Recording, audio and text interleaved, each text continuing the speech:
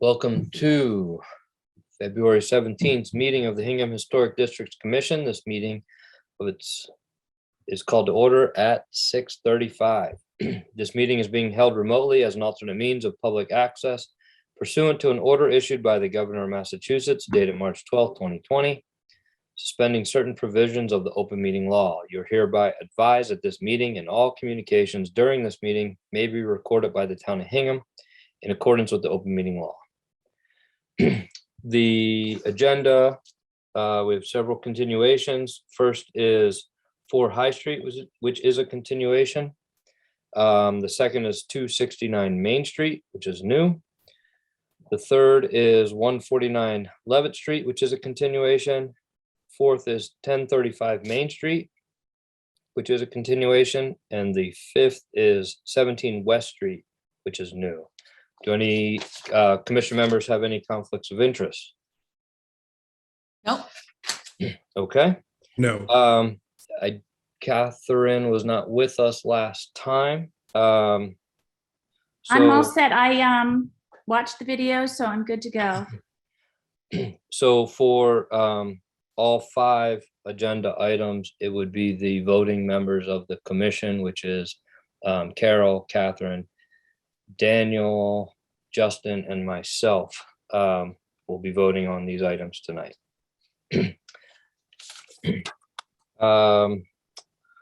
Start quickly with, we'll have the representative for each project quickly introduce the project. If it's a continuation, please focus on items that may have changed since the last time we saw the project.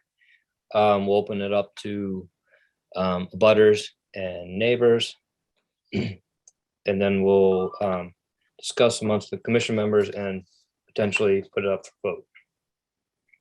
So first item is 4 High Street, Brian and Rebecca Voelkel. I think I saw Alyssa here. Yeah. So Alyssa, do you want to present? Yes. Hi again. Thank you for having us. Let's see. We're excited to continue the conversation and hopefully move forward with our renovation. I joined the board members at the site visit last weekend, and I thought that was a very pleasant meeting, and everyone seemed excited about our plans. Let's see, I think, during our last Zoom meeting, there were some specific windows that came up, and I can pull up the plans. I haven't submitted any new plans, but I can pull up the original plans that were submitted, and it's basically a diamond pattern window that's in the original back staircase. We are, happy to save that window as is, and originally I proposed to replace it with something new, but we're happy to save that window.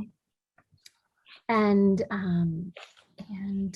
let's see, I'll, if that makes sense, I'll share my screen. We can look at the plans together, and I thought maybe we could just listen to any board members that had feedback for us, or any questions since the site visit. Yeah, can you just be clear up front that we're not considering the garage at this time, right? Correct. Yeah, we'll remove the garage from the historic discussion, and save it for a later date, or Good enough.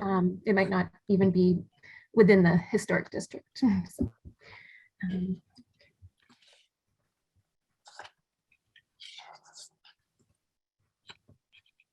Alyssa? yes. Hi. We had talked about 2 smaller windows that we had hoped would be saved. Are you talking about the one facing Main Street? We're looking at it on the top there. rectangle going horizontal. Right, right. So, yeah, let me,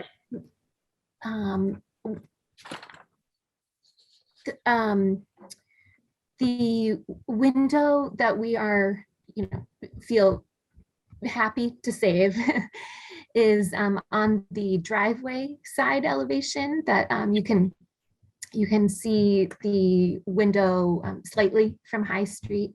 And this is a small like diamond pattern window in the back staircase. So we're happy to keep that in the plans.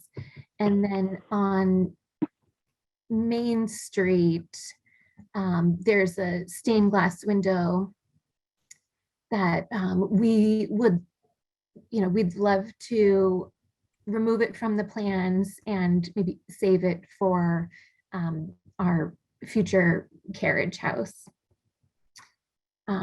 That's, it's just, from the inside, the window truly is like a very, very dark window. And we just really want to bring some more natural light into that room. I can see that, but you're going to remove the enclosed porch enclosure, and that's going to be open to light. So Yeah. won't that room lighten up by itself anyway without removing the old window? Yes, yeah, we're definitely improving, bringing in more natural light from removing the enclosed porch. Because I believe that is original to the house and very typical of that style house. And I'd really hate to see it go. It faces Main Street. It's part of the look of the house from the Main Street. Yeah, no, I completely understand.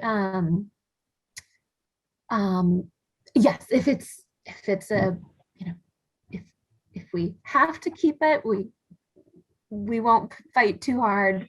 Yeah, I think just to chime in here with Alyssa, to piggyback what she said, we're happy to, we're open to anything, but even with, the porch is pretty much all windows right now. So even doing what we're doing with the porch, it really won't impact how much light we're getting in that front room.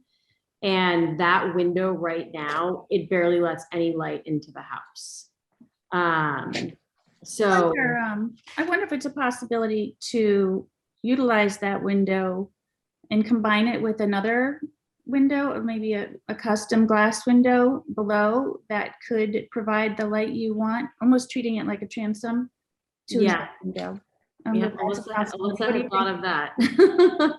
What do you But think? would it be possible to put more light coming in from the porch area? I'm looking for that picture, but It's all original windows in that area too. But yeah, Alyssa, do you want to show them what you had come up with? Sure. A picture of that. Yep. So one idea that I discussed with Becky and Brian was keeping the stained glass in place as like a transom window, and then down below adding a single pane of glass, just so we could bring in more natural light into that room. So we'd be keeping the original upper stained panel and then adding like a custom single pane below, and it would kind of look almost look like a double hung window, or a transom on the top and picture window below. I wonder if that's going to stand out a lot from all the other 2-over-1, which are all pretty much identical. Yeah, I know they. It's certainly preferable to losing the window. Yeah, but I don't, you put some more lights in the room, or I don't know. There must be some other way to add light to a room without having that. Yeah, we added 6 recessed lights when we moved in, and you'd be amazed how dark it still is. It's I just didn't a know that. really dark corner of the house. Yeah. I mean, I think what Alyssa just came up with is a really nice solution. Yeah, I know I love that the window is, kind of taking up a little bit more of like the large shingled wall, because there's like so much shingles down below this original like stained glass window. So I know, I feel like we're kind of a nice compromise. I mean, like, we're happy to leave it as is because so much of the project is so important to us. I think what we're looking for is just a way to not only add more light to that room, but to balance out that section of the exterior of the home to kind of improve how it looks from Main Street. If you tell us that you want that window to stay where it is and you don't want us to do anything, then that's what we'll do. But I think we're just looking for ways to sort of help make everything feel a bit more cohesive and give us more light inside at the same time. Yeah, I see what you're saying about even when the porch is changed and it's going to be all open with pillars and all that, really isn't room to put another window along the front. It's kind of just perfect the way you've got it. I don't want to be a stickler about it, but I did drive around, especially down by the harbor area. A lot of these homes look very much like this, and you can almost, house for house, pick out the stained glass window they stuck in. It must have been very popular at the time. What does everybody else think? I'm dominating, sorry. I think if the homeowners are open to leaving the window unmodified, that's the easiest to say yes to. Mm-hmm. While we're on the topics of windows, I also have another window I'd like to just bring up so it's all in the window pool of discussion. On that same side, Alyssa, there's a little pantry window, that skinny little funny one in the corner of the pantry. Yes. And I'd like to get the, I'm kind of hate to see a quirky little interesting feature of the house be just eliminated completely. And I'd like to hear what the other members think about that. I think to the degree we can leave it as is, original, that's even better. It's such a unique house. You go along Main Street and it's all colonials and capes, and this stands out. There are more of them down by the harbor, as I said, because that was the style in those days. But this is so unique. I hate to mess up anything on it. And the changes you're going to make with the porch, I think, are remarkable. That's going to take it back to its more original look. And Yeah, I think so much of what we're doing is such an improvement of what it is right now. I mean, for sure. Have 25-year-old replacement window that never should have been approved in the first place, and we're going to take them back to something the board would like. I mean, I think we want to do this and want to get approved tonight so that we can get things going, but You heard me right. I think if we could say we'll keep the stained glass window, but that skinny window, I mean, from the exterior of the house, I know it's unique, but is it really in keeping with the character of the home? Like it kind of almost seems like it was squeezed in there. What's on the inside right there? Why did they put that in there, do you suppose? It's like a little, it's like in the middle of our butler's pantry. It's in like a weird bump out, which we're kind of opening up that whole area to our kitchen. So that's where. So it won't make sense from the inside anymore. No. That's where essentially our refrigerator is going to be going, right, Alyssa? I thought it was still in the butler's A pantry. window behind it, yeah. I'm okay with taking that one out. I kind of doubt that was original into the house anyway, but the stained glass certainly is. And where's everybody else? Feels very agreeable to keep the stained glass and lose the funny little skinny one. Yeah. The window actually is in the butler's pantry and then in the addition in the new plan. So I don't think that it's not behind the refrigerator. I can't imagine it would affect anything to keep it. And as you know, I guess I'm an advocate for keeping, as Carol said, as much of the original as possible, when we can, and part of the style of this home is to have these asymmetry and some oddities, and I think there's also quite a wide span without anything. There's two windows that are being consolidated to bank together to be 3, and there's room for it, I think, visually. So that's my opinion on that. I'd like to hear what others have to say. And which floor plan best shows the current window placement? I'm looking A1. Sure. -1. Yes, it'll be on the first floor plan. A1-1. Yep, it'll be in this, it's in like a little butler's pantry. So, we do have room for it if we want to, save it. And,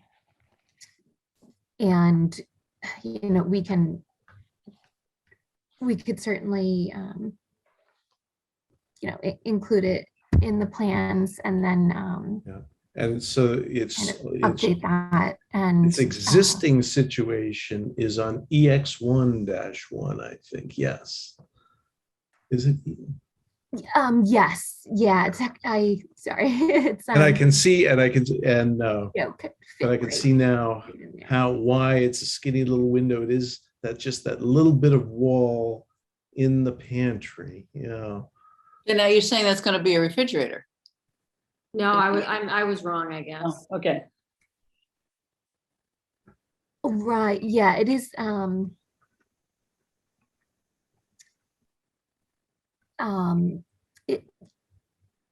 Yeah, it's such a tiny, skinny window. So, it, we do have the ability to fit it into our plan if it's a, And that's, of course, leaving it is the easiest to say yes to. I'll say it again. right, yeah. Yes, yeah, just yeah, I mean, I think I'll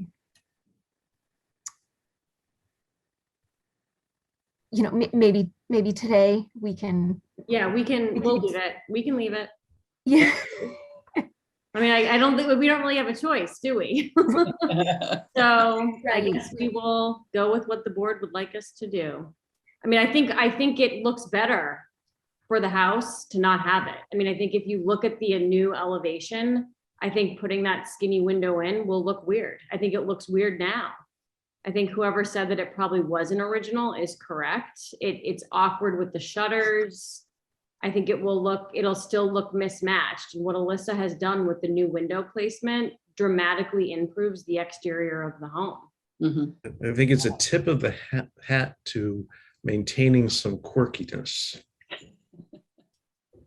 Yeah, no, we're happy. We're happy to do whatever we need to do. Okay.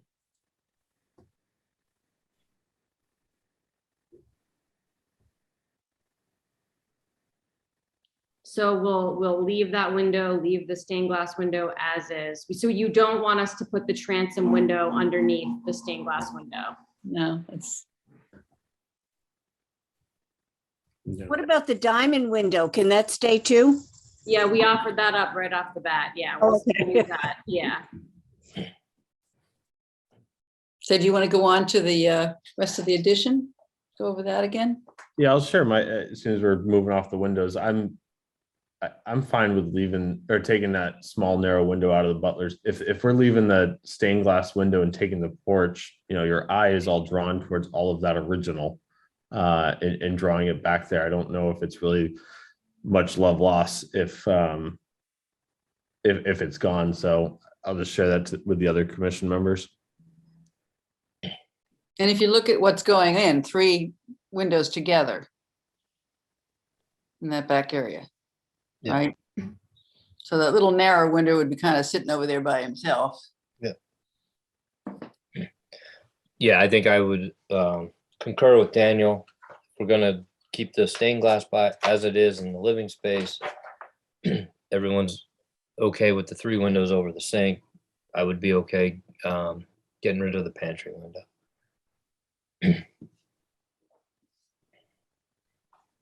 Okay.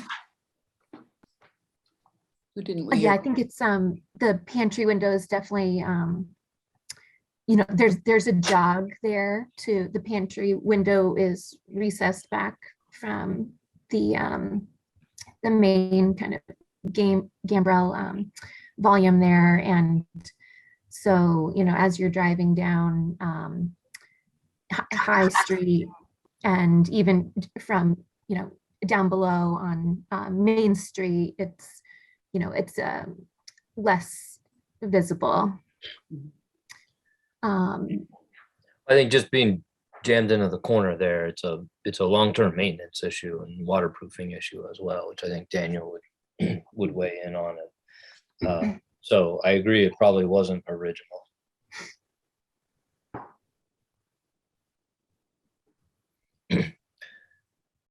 Okay. Any other comments? Anyone? So, I can make a motion. sure. I move that we issue a certificate of appropriateness to the property located at 4 High Street, located in the Tower Wilder District. Per the plans dated 21 December 2022. The work includes renovation of enclosed front porch and construction of a rear addition with materials to match existing, replacement of the existing windows excluding the stained glass window on the east elevation and the lattice window on the west elevation, all work and excluding all work at the garage. Is there a second? Second. All right. Justin, how do you vote? I vote aye. Carol, how do you vote? Aye. Catherine, how do you vote? Aye. Daniel, how do you vote? Aye. That's an aye for me. Motion passes. Great. Thank you guys very much. Thank We you. appreciate it. Yeah, Thank you. thank you very much.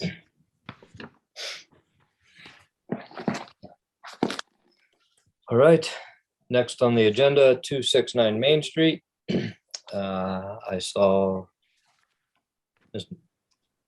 Gail here and Peter Bickford is connecting audio, I see.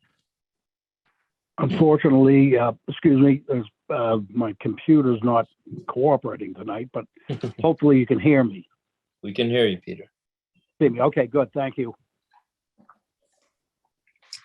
Who wants to present? Gail, do you or I'll Peter? present. Go ahead. I want to say good evening.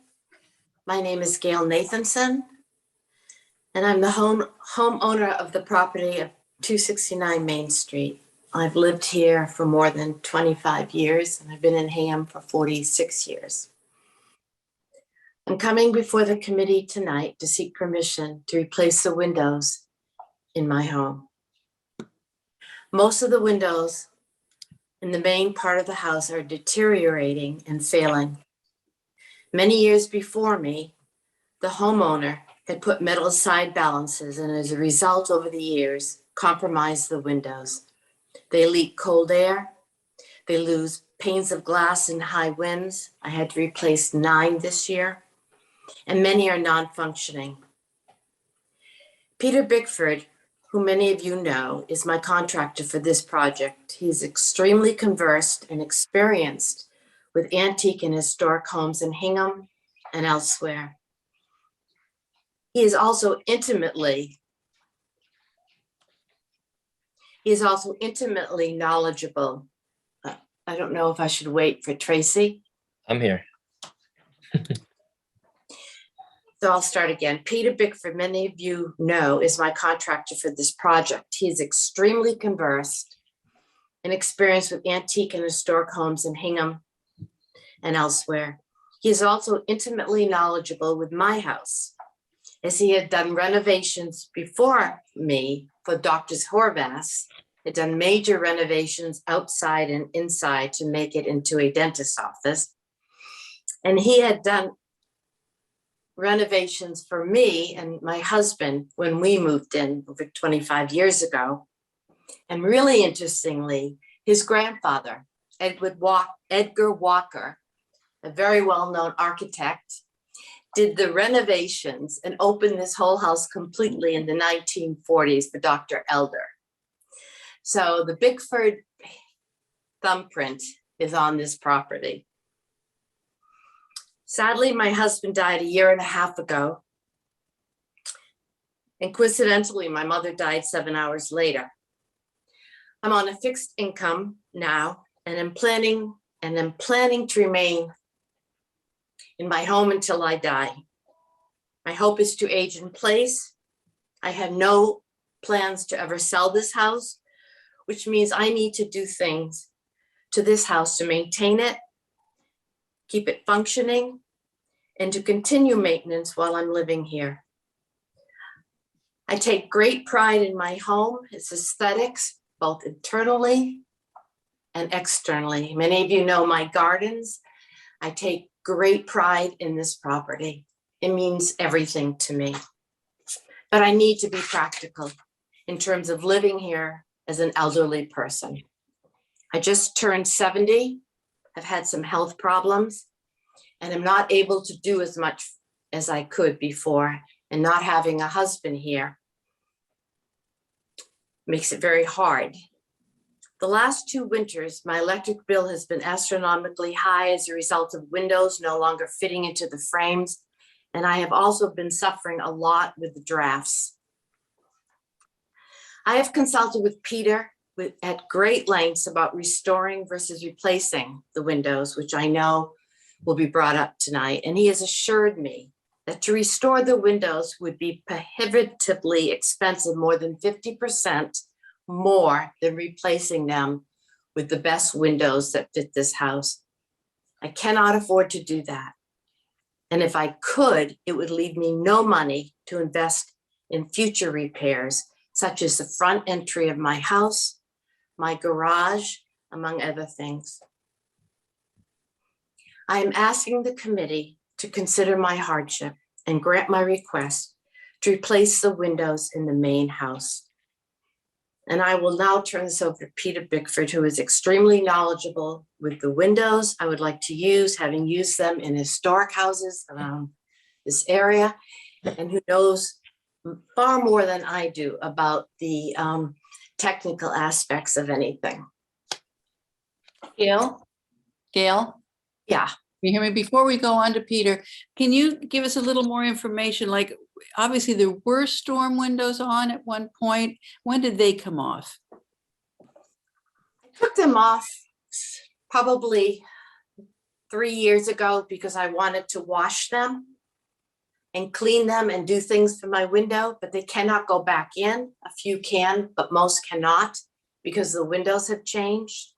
They're also very old and falling apart. And in fact, I put my arm through one this winter when trying to put in storm windows so that I wouldn't have so much draft. Mhm. I then had to call glass company in Hull to replace some panes that had fallen out because the windows are so loose, and to replace a storm, which I still cannot put into my house. I have very few storms in my home now. What about rather than replacing the whole window, because we seem to have felt that they were ripply and old, and if not original to the house, at least very old. What about just new, maybe triple track storm windows on? I am going to defer all questions let's- on that to Peter. Yeah, let's listen to I'm gonna Peter, let and then I Peter think there are speak to some anything like that. abutters that we should hear from as well. Okay. Peter. Abutters? I'll speak when you recognize me. Go ahead, Peter. Okay, so Gail said it pretty succinctly of what's going on in the house. So I can give you my observations. The windows are bad. They're in bad shape. Somebody tried to retrofit aluminum side balances back. My guess is probably the 60s. And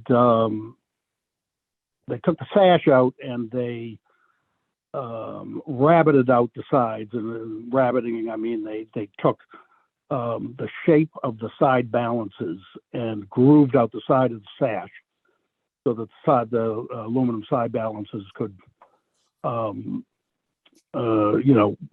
work the window up and down.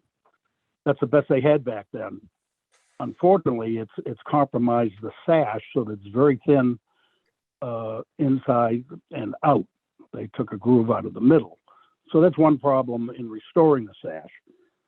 The meeting rails, the section where the top and the bottom sash hit, has been compromised and does not meet properly. So that would have to be restored.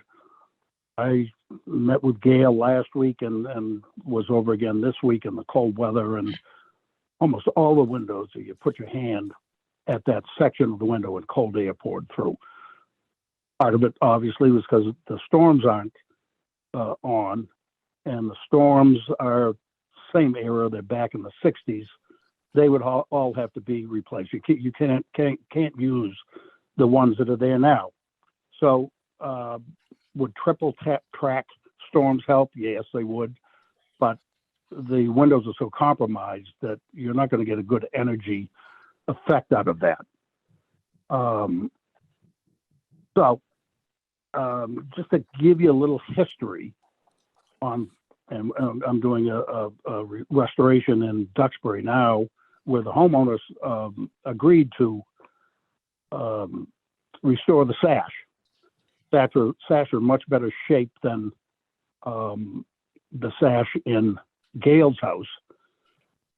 But still, after going through extensive estimates, it is about 50% more to restore the sash than to buy. And what we estimated was the Marvin Ultimate Wood Storms with the SDL, the simulated divided lights. And some of you may remember, you came up to my shop and looked at them. We put them at 19 Pleasant Street for Steve Oliver, same sash. But with what's happened since 2020 and COVID and supply issues and increase in window costs, 50% more. Anyway, Linda Kuchera, who I think you all know, who's a crackerjack window installer, I've been working with her for years on restoring sash. She recently, and this is the job in Duxbury that I'm involved with, told me that she has contracted lead poisoning. She's out of the business. She sold all her stuff, and there's really nobody around here locally that can do what she did. She sold her equipment to a guy in Boston who I talked about, and his prices have increased, and his insurances and the whole industry of restoring windows has increased dramatically. So with all that said, and talking with Gail, and she's told me she's on a fixed income and she's budgeted onto what she wants to spend on the house. And I've been through it. One of the areas is for instance, the front door, which is the original front door, I believe. The side lights are very unique. They're stained glass, leaded glass. That's in bad shape. She wants to restore that.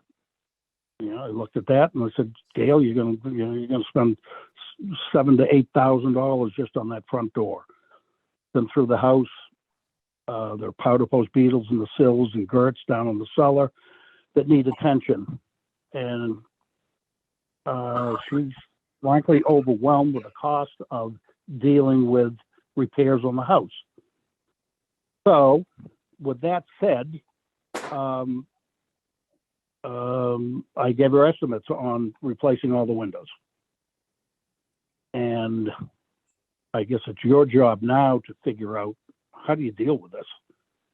I'm very sympathetic with your board and the decisions you have to make on the old houses and windows. I know there's been some leeway on replacing sash, old sash with new sash. And what Gail is asking for is to replace all the sash with, again, the Marvin Ultimate SDLs. So with that, I'll just kind of listen to what you people have to say. And I'd like, could I just also add, Peter, that you had said a lot of the windows are not original. Yeah, that was gonna be my question. How many windows are we looking to replace and how many of those are considered original? In my estimation, there are 25 windows that let's say are old with the wavy glass. They are the beautiful wavy glass. Breaks my heart to take a window like that out and replace it. But on the other hand, you know, at what cost? So I would say because of the, as I explained before, the side balances that were retrofitted, I'm going to say in the 60s, I think that was most of the rear and two sides of the house. There was a different side balance in the windows on the front of the house. So I'm going to say those were older, and they seemed, to me, the older part, the older original windows. But the windows on the two sides and the rear, I mean, they're not new windows. They go back into the 1800s, probably turn of the century, 1880s. But I think the front windows are older than those. It's hard to tell till you take them apart. But the way they function with ropes and friction and things like that you have to look at, I'm going to say that the front of the house is probably the oldest part.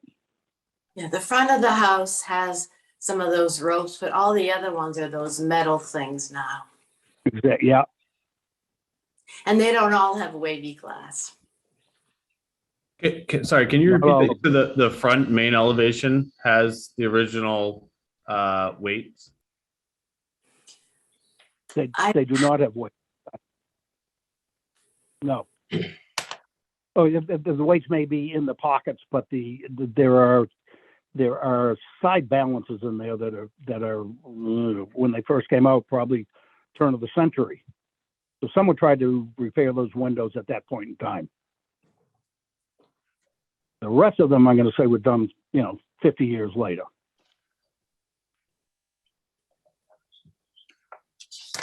So I guess, Mike, this is Catherine. Hi, Peter. Hi, Ken.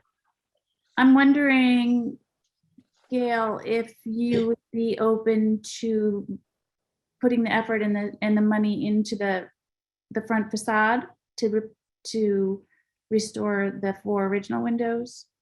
Is that something that you could see being able to do? And the rest, use Marvin? Are you Excuse me, saying? Catherine, I think there are 6, maybe 7 on the front. 7? No, there are. Yeah, I'm saying 6. There are 4 on the first floor, 2 on the 3, second. 4. 6. I would consider restoring those, but I would want the Marvins for the rest. Are the upstairs windows the same date and condition I as? don't think so, and I'll tell you why. The dormers, my house is unique when Edgar Walker designed the major renovation that Dr. Elders. It's only been owned by the Burr family, the Elders, the Horvaths, and my husband and myself. He opened up the dormers. So if you look at the house across the street, that didn't change. There is a much closed-in house. Mine is very open, and the upstairs is very open because it enlarged the dormers. I can't imagine those are the original windows because the dormers are much larger. Peter, do you have a sense of the age in the upstairs windows as well? They're beautiful wavy glass. So they may have been windows that were in the house, and then when the dormers were put on, they were reused. Would be my guess. Thank you. And one other quick. So are you asking, Catherine, whether I would be willing to compromise and keep the front on the actual main, those windows, restore depending on the price, and then replace the rest with the ones, the Marvin. That's what I was suggesting, throwing that out there to the other board members to weigh in and. Yeah, I think that's reasonable. I had one question about that though, is in the application, it says, I think it said they're true divided lights, but I think Peter said simulated divided lights. So I was just wondering which ones were being used. They're the most expensive, all wood, individual paned, Yeah, whatever. so true divided, because Peter had mentioned going with simulated, so I was just. No, it's truly, it's true divided. Okay. It's Oh, all let me- wood, let me- individual panes. That would, um, the highest end. Let me chime in on that, please. Any double thick window, I won't say anyone, but the ones you can buy reasonably are simulated divided lights. It's not a mutton that goes right through the glass. There's a grid that goes inside the glass, and then the muttons are applied inside and out. Yeah. Again, similar to the ones on 19 Pleasant Street that you guys approved for Steve Oliver. Because you cannot have a true divided light and insulated glass and have a mutton that is in proportion with the window. You can't do it. Yeah. The closest you can come with a modern window is a simulated divided light. And they do look Nothing. different when you walk by, aren't they? Well, I just, for point of clarification, so when you order, because I've just bought these windows for my house, when you buy them, you either buy an ADL or an SDL. And there's a difference between the two. So that's what I was just trying to clarify is the application had an ADL type of divided light, and you had mentioned simulated. So I was just trying to clarify that point. Yeah, the simulated has a bar inside the double pane glass. Yeah. Where the ADL does not. Correct. Okay. That's all I was just wanting to confirm that. Yeah.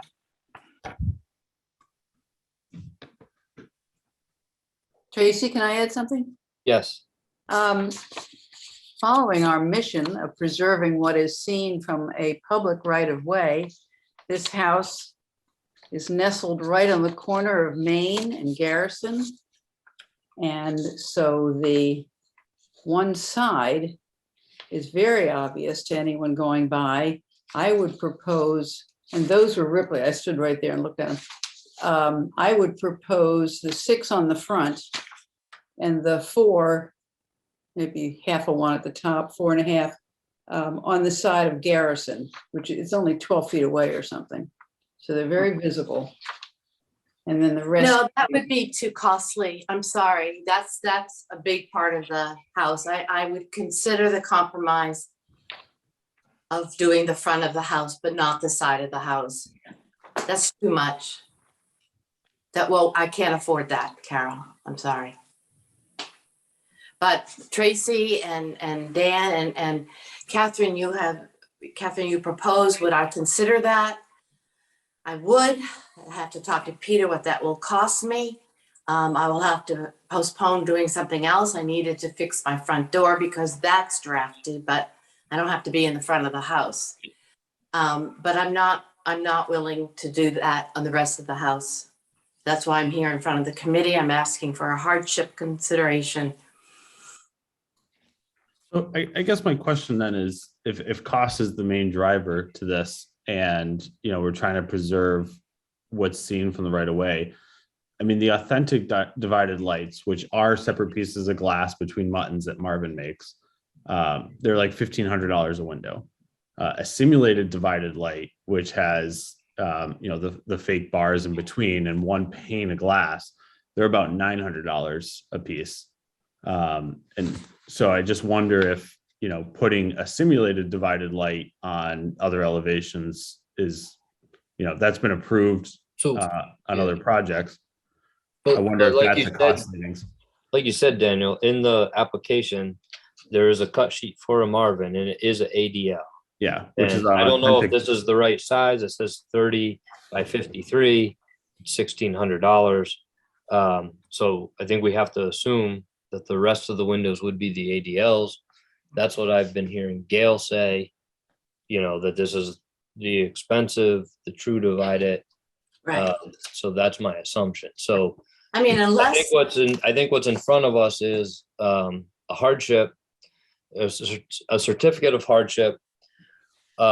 We would approve restoring the 6 front windows and allowing the rest of the windows to be the Marvin ADLs.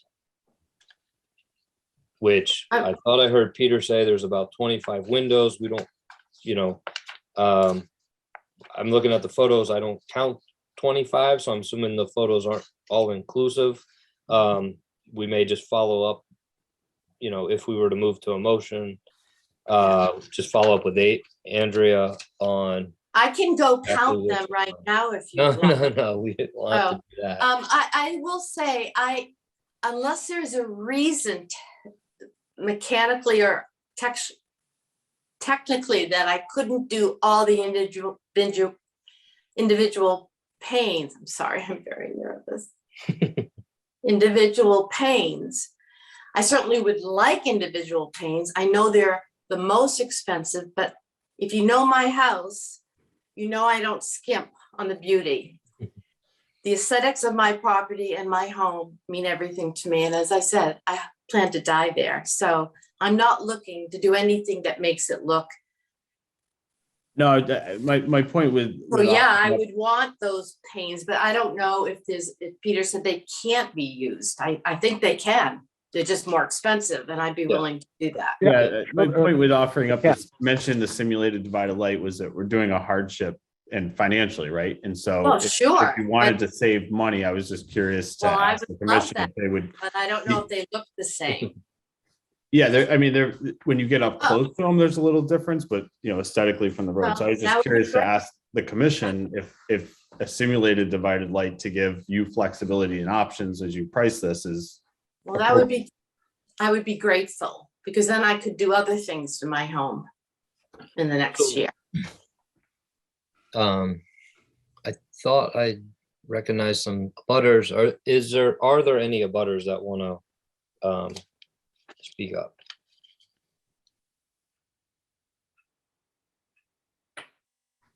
No. Okay. I have one last little question to Yeah. Peter, really. It's about the little 4-pane windows in the eaves. How would those be handled? And in the ridge? Does Marvin make a window that would accommodate that little teeny guy? There's I two. love that teeny guy. They do. They do, but that, Can fix it. I whatever talked with can. Gail.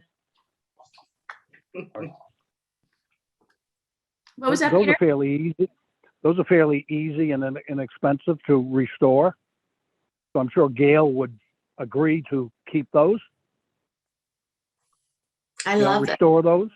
I love it. It's adorable.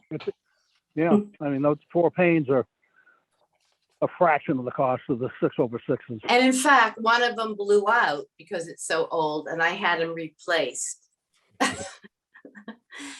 I just had someone to come up and put it there. No, that I would be very happy to restore that window. Okay. So to summarize, what I'm hearing is we would restore the 6 windows on the front elevation facing Main Street. We would restore the 2 small 4-pane windows in the, I don't know if that's your attic or not, but up on the east and the west elevations. Near the peak. I don't know where there is a second 4-pane window. Where is that, Catherine? I think there are at least 2, Gail. Yeah, I think there's There's one 2. in There's, the- I'm there- seeing them in the, There I'm are seeing 2. them in the photos. There's one on the attic, that's right, and the one on my art studio side, Right. that one. Got it. And then this evening, we would potentially move for a hardship motion, but we would be approving the ADL, which is the authentic true divided Marvin. And if you were to run your budgeting and things and that, correct me if I'm wrong, Andrea, and that was out of budget, you'd have to come back to the committee so that's what we would be moving forward on tonight. Store That's the right, 6 in the Mr. front, Chairman. the 2 in the eaves. Everything else is an ADL, Marvin. And you would not consider the SDL? That's what we Pear brought would up? vote tonight on an ADL. Got it.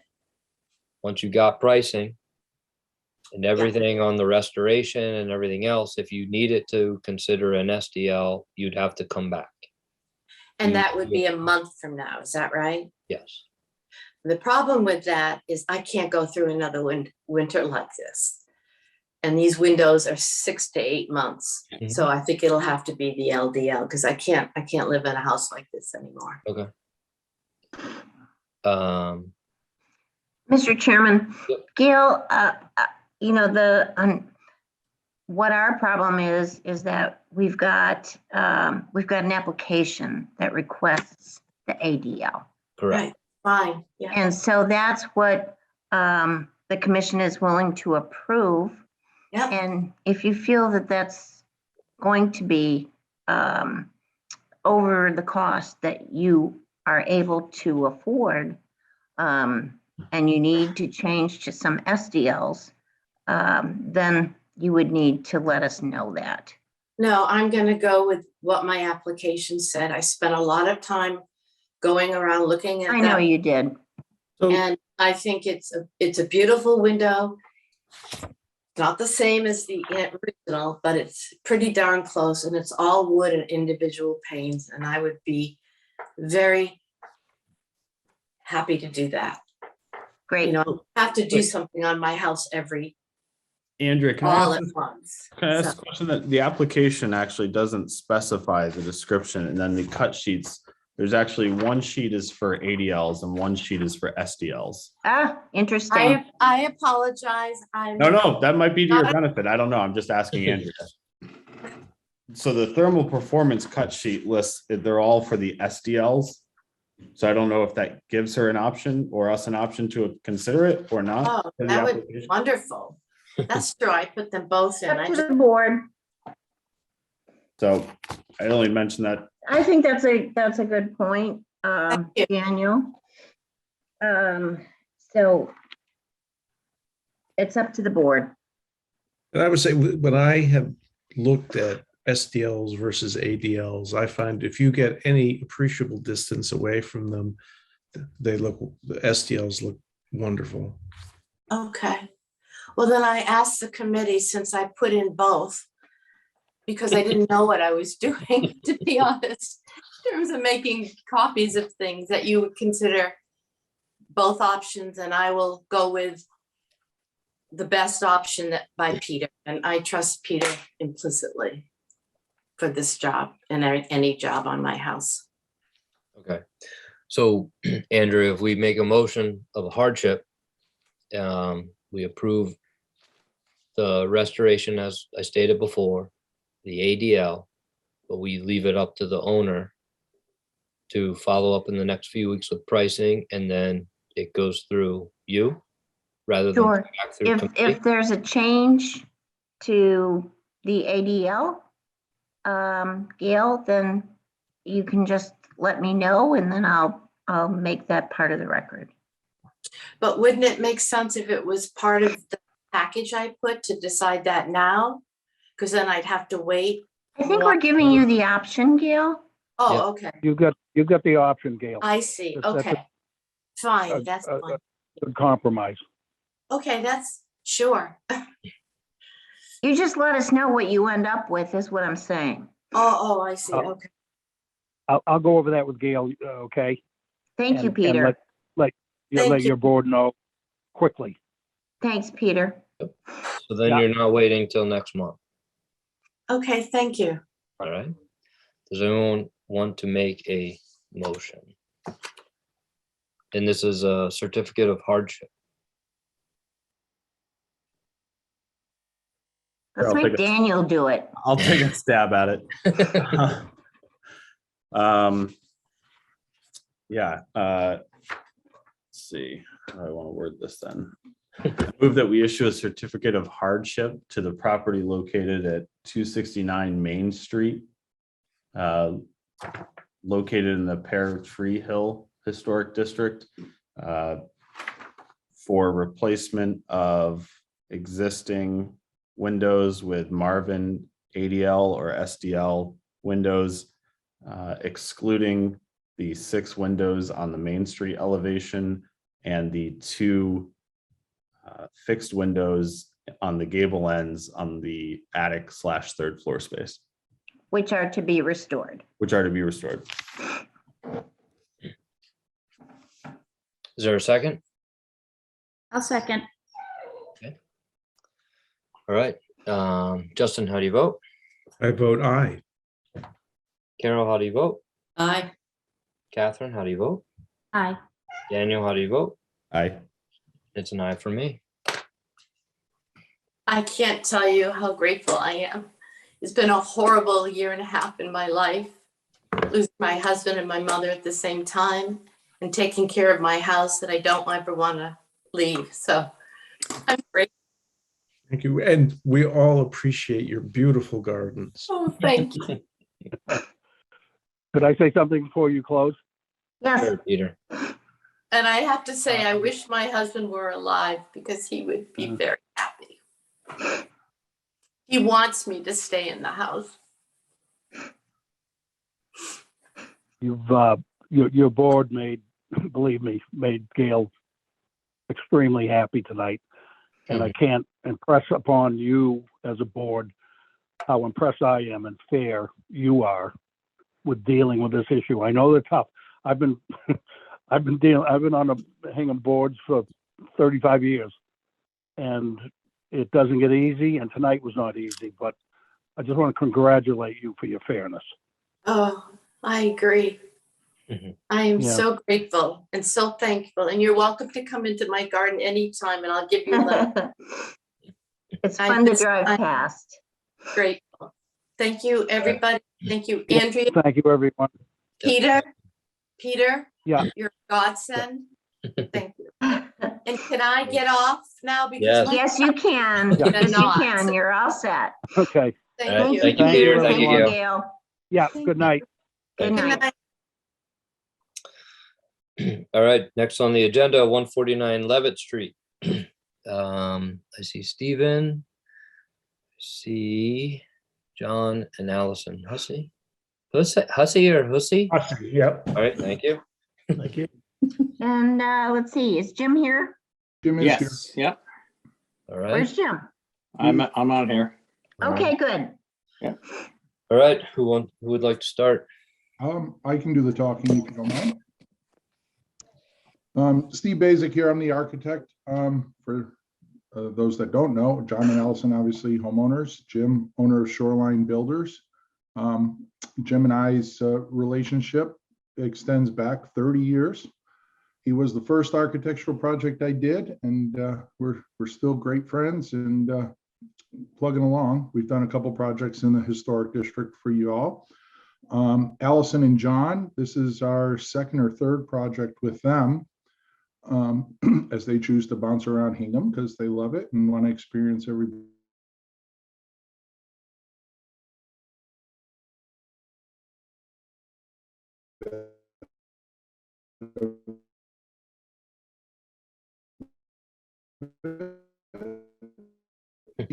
but Pav, I share my screen. This, just as a refresher, this was the submission that we originally put in, the original house. I'm gonna fast forward to, we're gonna keep the main body. For those of you that are out there, there's a main body of a cape. There is a kitchen addition and bedroom and some other utility structures. John actually met with the one of the sons of the homeowner that bought the house, and back in the 1930s. The gentleman was born in the house in 34, and he said the kitchen in this addition was original to his birth, at least to the house, in that the porch, they were told, was added around 1900. If I don't know how much you guys have for historic information on the house, but that's what we got as firsthand knowledge from one of the prior occupants. Second floor, this is all roof. The only thing that's upstairs now currently is 2 bedrooms, the hallway, stairs down, some chimney moving through it. Roof plan, everything's the main house is a 10, the surrounding porch is a 2, the back shed is a 6. And you can see here, these are the existing conditions where we poised to remove this rear section here and side section of the utilities. This is the rear section of the house, the elevation here in the dashed lines. And then the proposed plan. So we're going to put that space back. The primary additions are this wing out and back that is a family room and housing a master suite above, owner's suite, and then some new mudroom, powder, and garage to be added towards the rear of the house or side of the house, depending on how you view it. The second floor, the owner's suite, would be added to the second floor. We would attach to the hallway at the top of the stairs. For convenience, there would be a retreat space above the garage, nestled under the roof with a dormer facing the backside non-street viewing location. And again, we'll stay in concert with the original roofs, 10 and 12s. We do have a 4 and 12 on the dormer, the 4 and 12 here, and the 10, 4. So mimicking the original slope of the original roofs.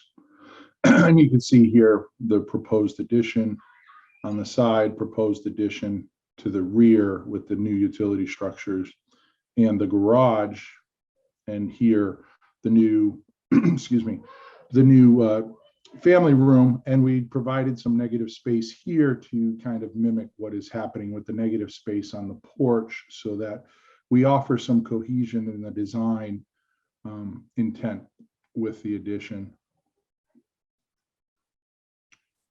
The opposing side, this side you can't see from the street, both of these elevations are, I won't say irrelevant, but let's see if I can you guys see the SketchUp model? Mhm. Okay. So this was we're not seeing the SketchUp, still seeing the elevation. You're still seeing that. Yeah, for some reason it's not allowing me to share my screen. Oh, there you go. Oh, good, good.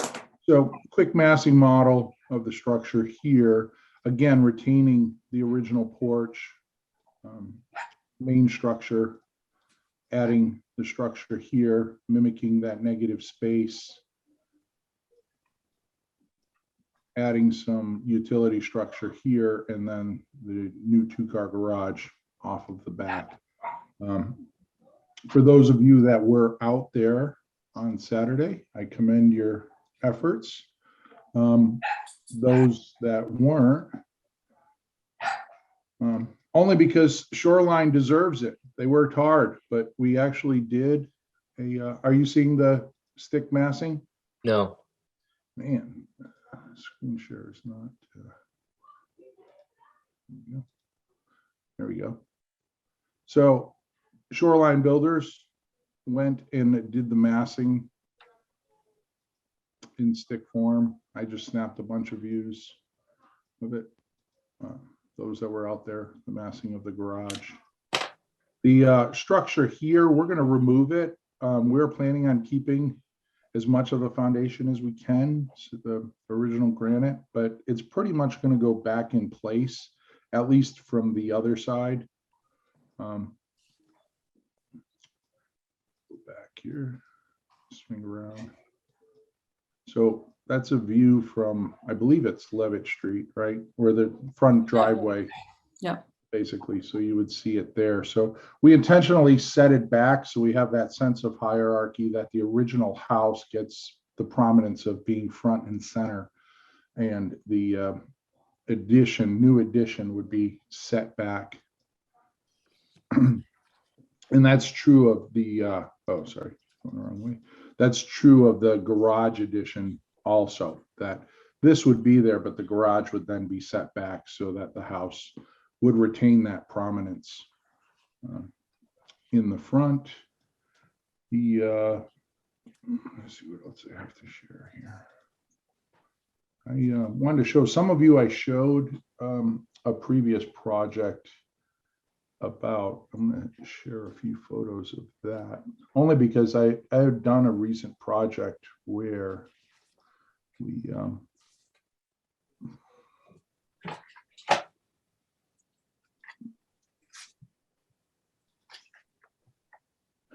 this is a project that I did for another historic commission in a historic town, Wayland, actually. And so it's a very similar project that we use this as a precedent to.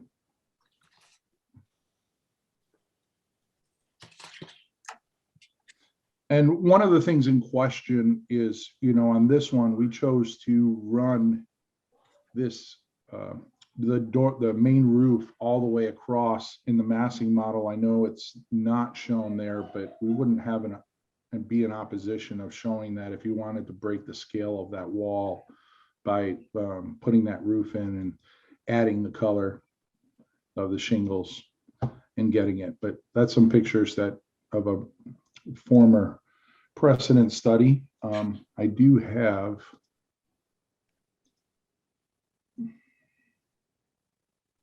lastly,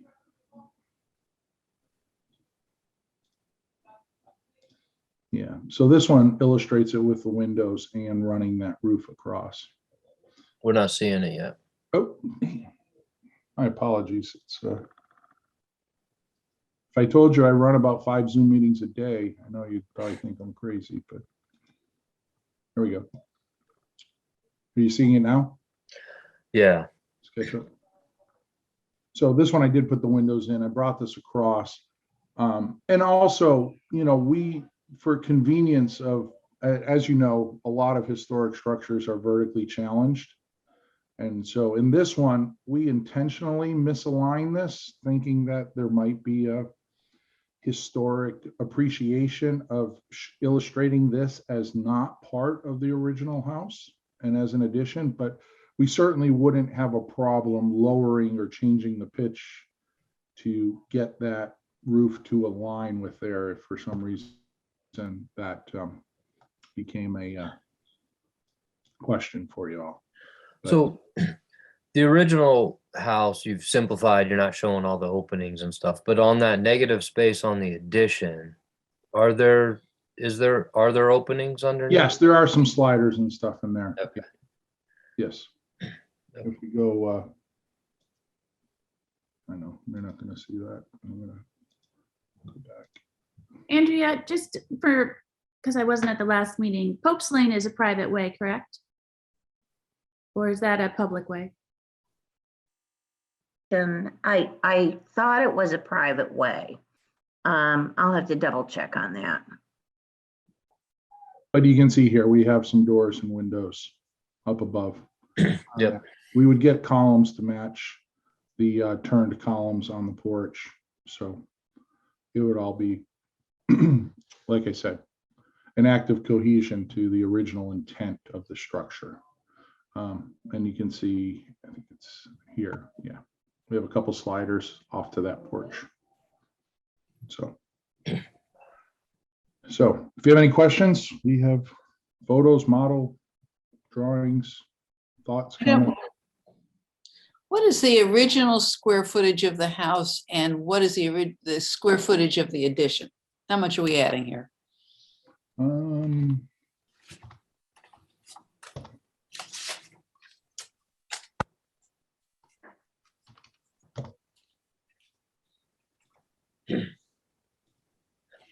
I think 24 by 44. yeah.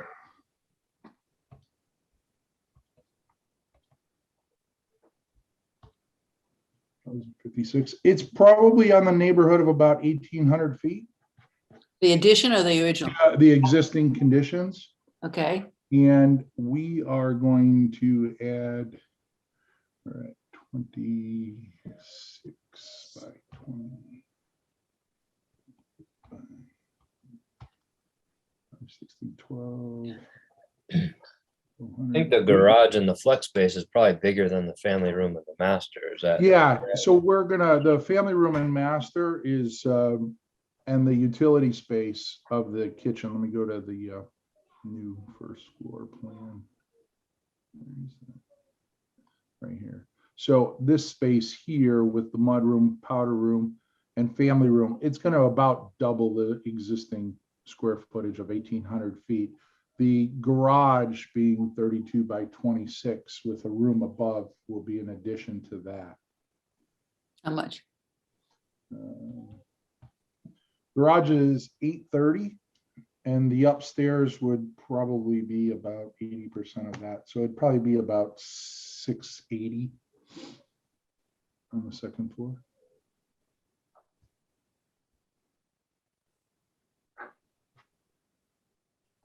So that would add yet another 1,400 feet in total. So original house 1,800, but remember we're stripping off probably about 600 that we will be, that's being replaced. Demolishing, yeah, okay. Yeah. Okay. So that 1,800 was the main building that we are saving.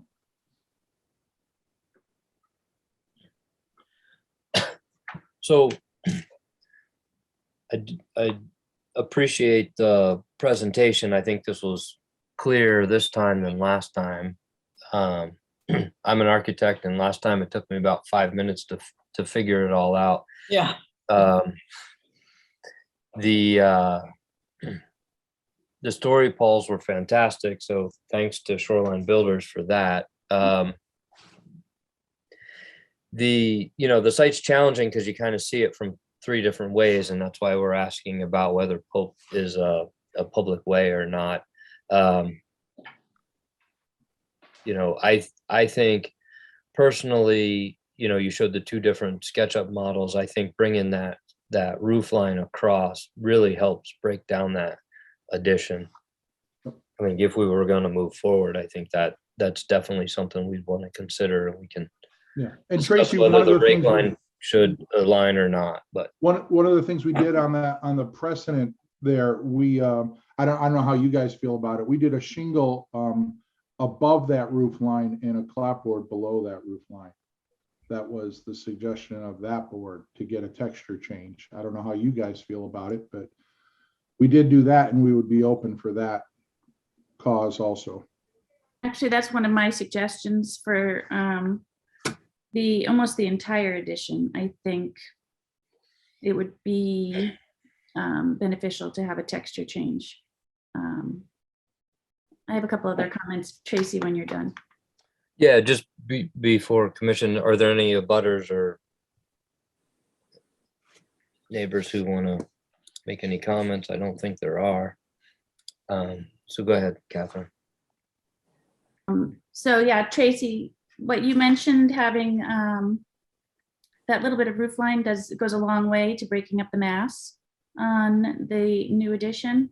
I would also suggest, if possible, varying the roof heights on the ridge on the new addition. Maybe that there could be a roof break where. Catherine, I might not be able to see it, but we did intentionally hold it down to give a hierarchy to the existing main roof. Yeah, I did notice that, and I'm wondering if you can come down a little bit more, or not so much of the, yeah, just that center saddle part in between the dormer and the main. Yeah, we could body. probably lower that a little. So let me ask you this. So it's looking like 2 structures rather than one big mass. Understood. Do you want us to hold that as the 10 and 12, or are you in opposition if we laid that down a little to a 9 to make that effort? I would leave that up to Tracy and Daniel and their opinions on that. Okay. I do feel like the rake board needs to sit lower on that whole addition. You want, it's standing too tall for for the rest of the house. It's making it look like a colonial attached to the cape, and I'd like to see it more of a cape attached to a cape. So bringing that rake line lower, I think would go a long way to squatting it a bit in proportion to the main body of the home. So you want to align the rakes. Yeah, I think that's important to making it feel. So in just to be proportion. clear, you're talking about the dimension from here to Yeah, there. bringing Exactly. this down. Yep. Tracy, do you have thoughts on the pitch on that? Or Well, do I you- think if we lower the rake, it may still be able to stay that 10 and 12 or whatever it is, and we still get some separation. But even if it went to a 9 and 12, I don't think you're going to notice that from the street. Yeah. No, because the only place, I would argue the only place that you'd be able to see it would be here, Yeah. where it has something to reference the angle by. And when you Yeah, but say, you're- Tracy and Catherine, when you say lower the rake, are you suggesting that Align them. this eave aligns with that? Yes. Okay. So that was one, and then, let's see, so yeah, I And mentioned, then, but also real quick, sorry, Kath, no, go ahead. you align the rakes, and then maybe you go to a 9 and 12 there. It might give you a little bit of breathing room between the sill of those master bedroom windows and the roofing as well, which might be nice. Right now, We it could seems a little, probably potentially get a little more, yeah, squeeze another 3 inches or 4 inches into Yeah. those windows. So one of the other comments I'd like to make is that I had mentioned earlier a variation in the siding to break up the mass and allow the main body of the house to shine. And I know I want to comment, there's a door on the side of the house that will be being taken out on the porch, it looks like, and replaced with a window. So I want to draw attention to that. There's 2 windows there's a door here being replaced that will be 2 windows in the dining room. Jim and I talked at length. We believe we can salvage 1 window from the original edition here and 1 from the other side and put those in there if that, Is the door original or is that a later edition? I think that's a later edition. It's a pretty bad choice. I just wanted to bring a few things more to the attention of the board at large. And then there is that quirky eave line on what must have been the back kitchen. It's the area where you guys were originally going to change the depth, and you decided, I'm on the other side, I'm on the driveway side, I guess it's the mudroom. Yep. I'm sorry, getting I was changing the texture on this for you. for instant gratification. That's how we operate, Catherine. You want to see it? I'll show you what it looks like with shingles. So I was going back to, This is one of those things that, we were kind of dealt a really bad hand, and there's no real easy way to solve this, because you have this perimeter wraparound porch that needs to die into a vertical surface. yeah, And what isn't shown here is there's 2 egress windows that we're meeting with this lower pitch to hit. And then this pitch here is the same pitch as this. This has the ability to be double that run, obviously, because it goes from a shed to a gable. So we can double the square footage underneath, but that's what was driving the design intent of what you're seeing there. And rather than try and come up with yet a different stunt, we figured using the stunt that is there might be okay. oh, so you're keeping it.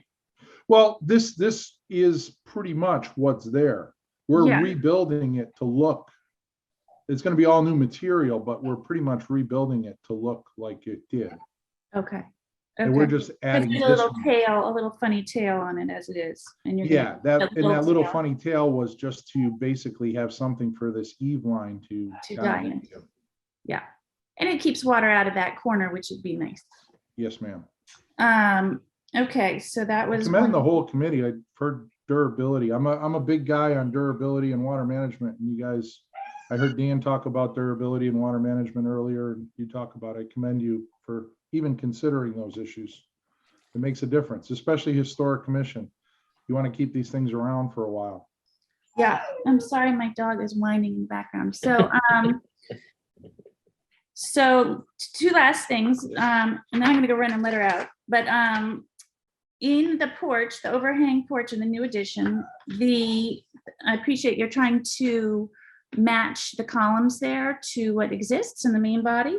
But it's feeling very spindly to me. I think that home you showed us in Wayland had big hefty columns. We had 10-inch square columns there, yes. And that felt a little bit more substantial. Right now, it definitely feels a little unsupported to me on that. So I I just. mean, there's probably a 10-inch might feel a little strong, but we could certainly take the spindlier ones they're about 4 3/4, I believe, square. We Yeah. could bump up and move to a square column that's something on the order of like 7-8 inches square that gives a stronger sense than the spindly ones that exist, but not overpowering. Yes. And then lastly, on page A12, so I'm just raising these and I'm would love to hear from the board so I don't keep talking. And then lastly, the window on page A12, there's quite a big plate glass window and then a little mini window next to it. They're banked together. And I'm wondering, so this is the Pope's Lane side of the property. I'm wondering, no, is that right? Am I on the right side? On Pope's Lane? Yes. This is the Pope's Lane side of the property, and I'm just wondering, have there been any considerations to other window Just for clarification, though, this window is, I mean, it's 28, 29 feet behind the plane of this wall. Yeah, I hear you. I'm just Yep. bringing it up. Yep. So those are my comments. I'd love to hear what the other members have to You say. could write that off as that's the quirky window in the house. You're using my own words. You're paying attention. Mr. Chairman, Yeah. if Pope's Lane. I have the answer. Yep. Pope's Lane is a public way. Uh-oh. It is a public way. And yes, I talked to Steve Dempsey and he says, we plow that. And he looked on a list and it is definitely a public way. That is the key indicator of the public. Oh, way. yeah. Yeah. They plow it. It's got to belong to the town. Yep. Well.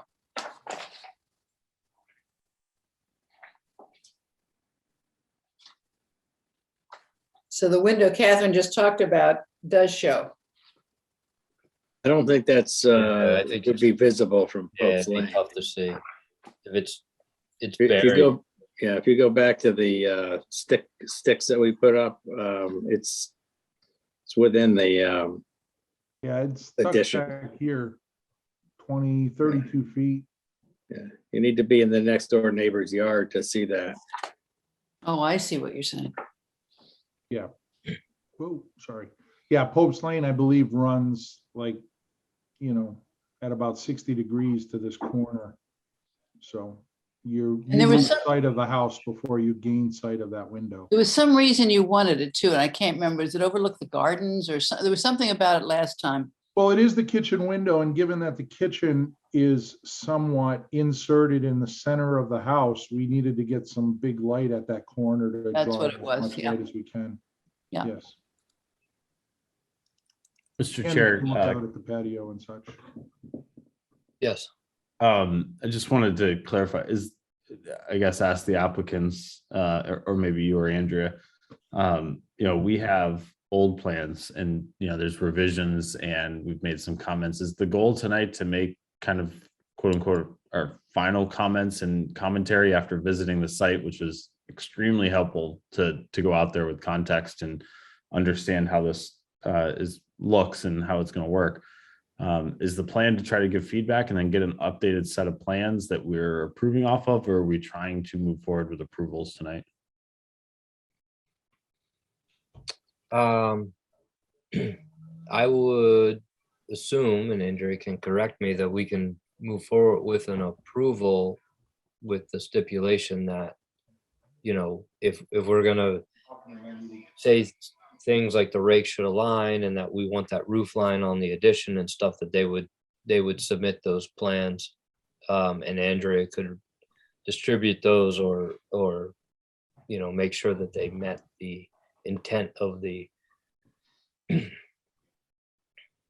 of what we approved. Okay. Is that right, Andrea?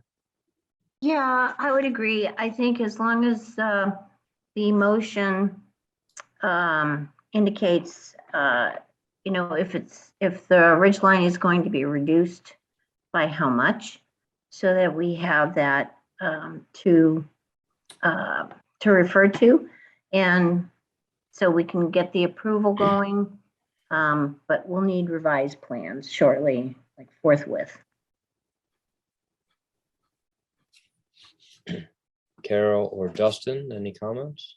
I think that site visit was so helpful. If you just saw it on paper, you'd think that's a big addition. But when you're there and see where the house is located, it sort of just doesn't matter. It's behind the house, it's off to the side, and the whole house sits way back. So I have no problems. I think it's a nice design. I think it's gonna take care of the needs of the homeowner. And I'll withhold comment. I was not able to attend the site visit. Oh, well, it sits way down, almost like in a gully, but in the back. You go down a long driveway to get there. Daniel, did you have any other comments? No, I don't have anything else to add other than the items Catherine brought up that I think a lot of them were good commentary. So in summary, what I'm hearing is generally the plan is appropriate. We would like to see that roof line on the addition. We'd like the rake line to align with the existing rake line. We'd like to see some separation with the existing 10 and 12 pitch, with that little connection point compared to the new master suite, which is a 4 and 12 pitch. So whether by reducing that rake line, if you can maintain the 10 and 12, or if it switches to a 9 and 12, I don't think that would be really visible to most people from the public way. And then the window that Catherine had mentioned in the kitchen there, I do think is 26 feet, 32 feet, however you want to measure it back. I'm not sure that's really visible. I think I would leave it up to the homeowner to decide the style of that window.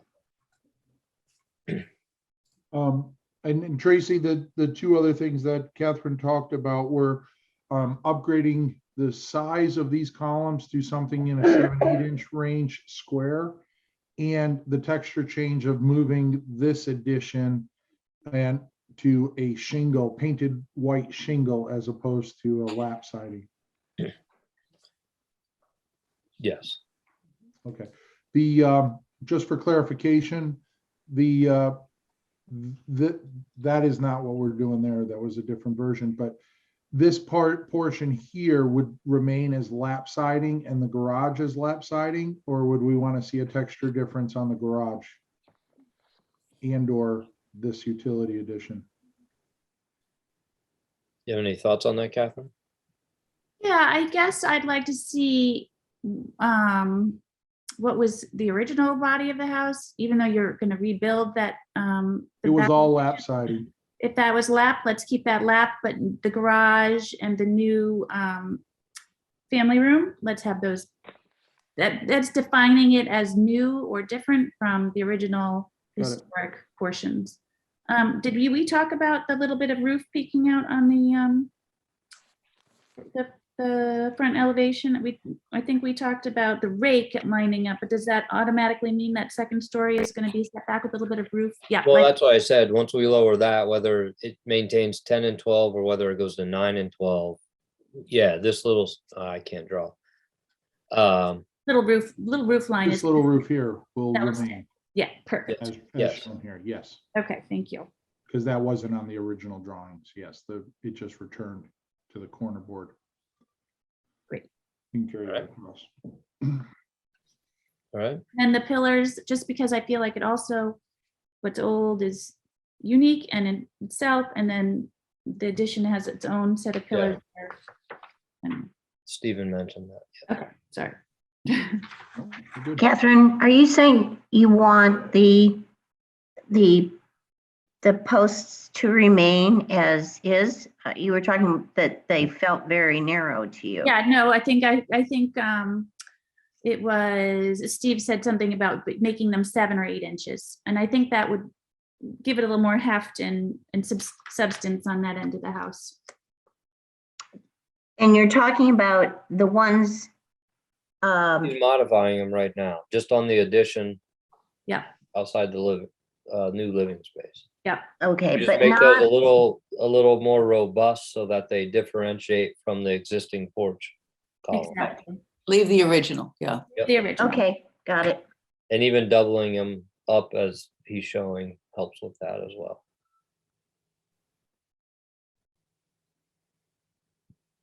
That's good. What is that on the left? That looks nice and balanced and That's about 7 inches square. And usually I use it's probably an order of 3 or 4, 3.5, 4 columns to get to the second one. So it's usually a good spacing. gives it a little more gravity on that end of the house. Thank Yeah. you. John and Allison, you have any comments or?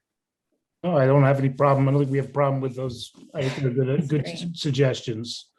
And Mhm. and I'd like to say that when we're all done with this, we'd like to invite you to our garden as well, Gail's garden.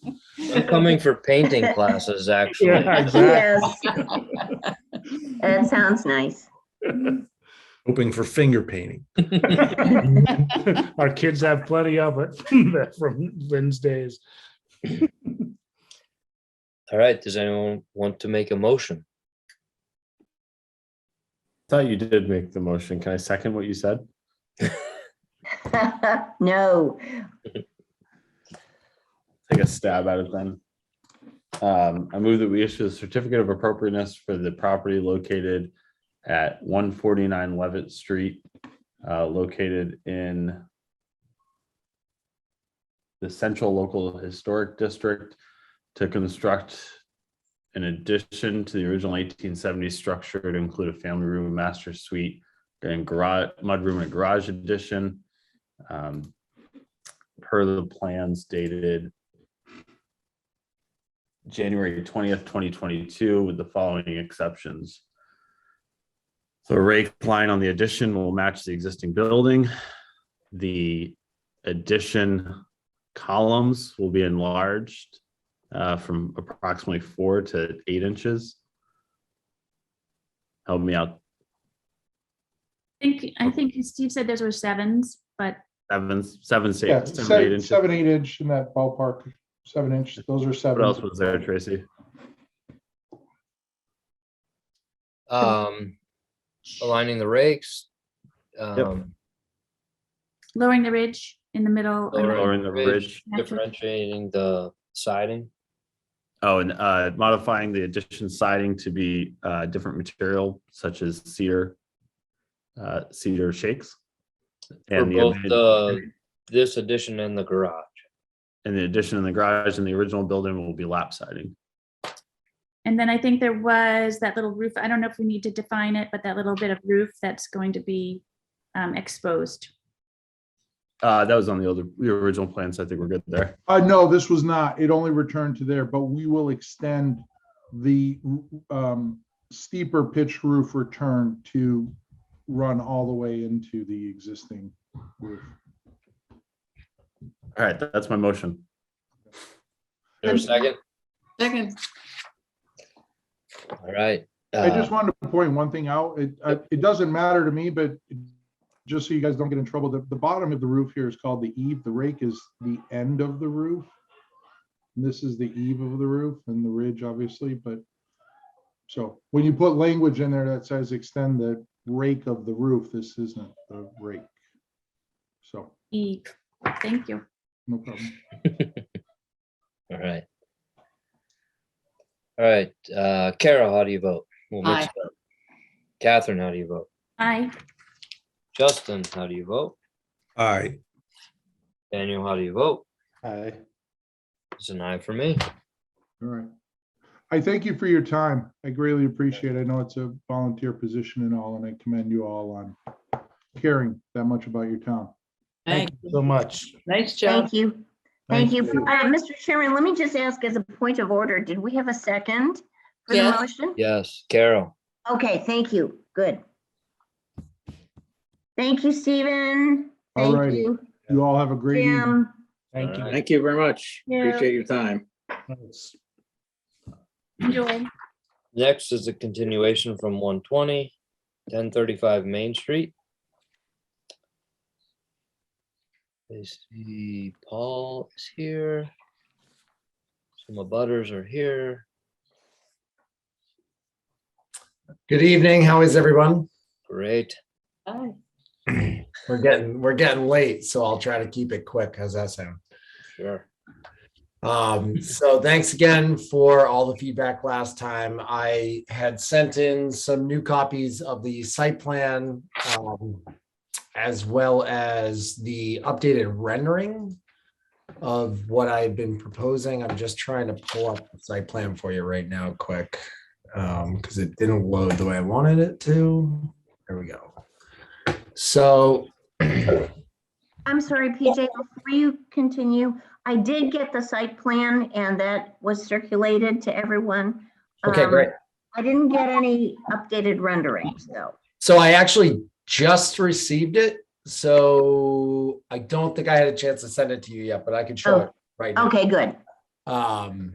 So why don't we start with the site plan? So we originally, can everybody see that? Yes. So originally we had proposed putting it, set off in a current area of gravel that we park in, just off this setback here.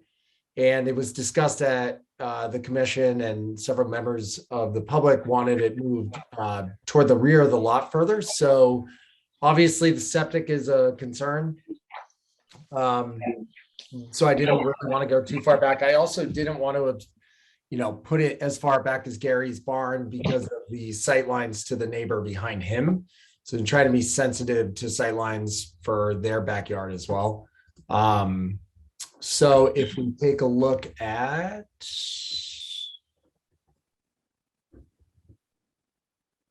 this is the newly proposed. So this is the old where you see it up against the line here.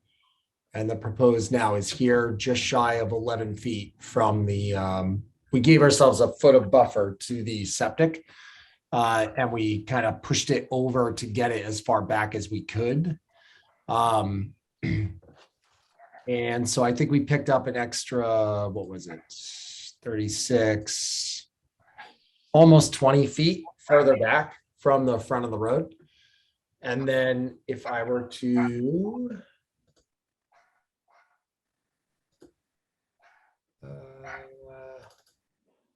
this is what the original proposal was. So right at the setback line, kind of in line with this here. So these two walls are very similar. Actually, the garage, yeah. So these two walls are at the same distance. Keeping in mind, the height of the ridge is a foot below the main house. And then I had my rendering guy update it. So, and I also had him remove the tree so we could see it a little better. So now this is 55 feet from the street as opposed to 36. So this gets it further back. It doesn't go as far back as to, obstruct the view from the backyard of the neighbor. Also keeps it away from my septic, so I don't have to get involved in that. You'll notice that in here, that third door is mostly hidden. And once you get kind of from this angle, you really won't see it much because of everything that's happening here. There's a giant cedar tree in the front here that also kind of blocks it out. So I think it's significantly further back, as far back as I feel comfortable with the septic and also without obstructing the view from the neighbor as well. So again, if I go back here, you'll see Gary's barn kind of sits right here. The front of the barn is right around this section here. So if we move it further back, it's more in view from the neighbor on this side. So that's the update. And I think that's all I have for you at this moment. So if there's any questions, fire away. Gary, to you, or do you want to speak, or any other abutters? I would like to make a little presentation, and I had submitted some drawings. I didn't know if you could put them up on the screen. Is that for, is that Tracy? Yeah, Tracy would have them.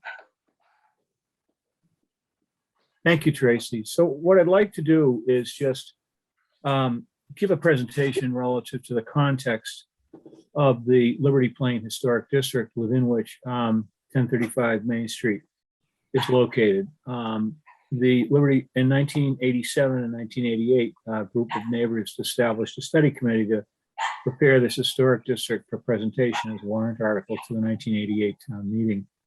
And it was passed unanimously. And the principle of the district, what we were trying to foster in terms of identity, is a series of Cape style, colonial style houses leading up to the late federal period, which were the original houses in this district. And the district goes from Prospect Street on the north to Pine Grove Road on the south, which is right near the nursery. And it's about 38 houses and barns and garages in one district. It's a very historic neighborhood. It is established by a number of early Hingham citizens who were living in basically an agrarian society. They were working on farms and planting fields and what have you. And so the story of the district is still told in the preservation of the buildings that make up the district. As one can see, the way the houses were oriented is the house would be along the streetscape, and then there would be an outbuilding or a barn located behind, typically centered on the main house.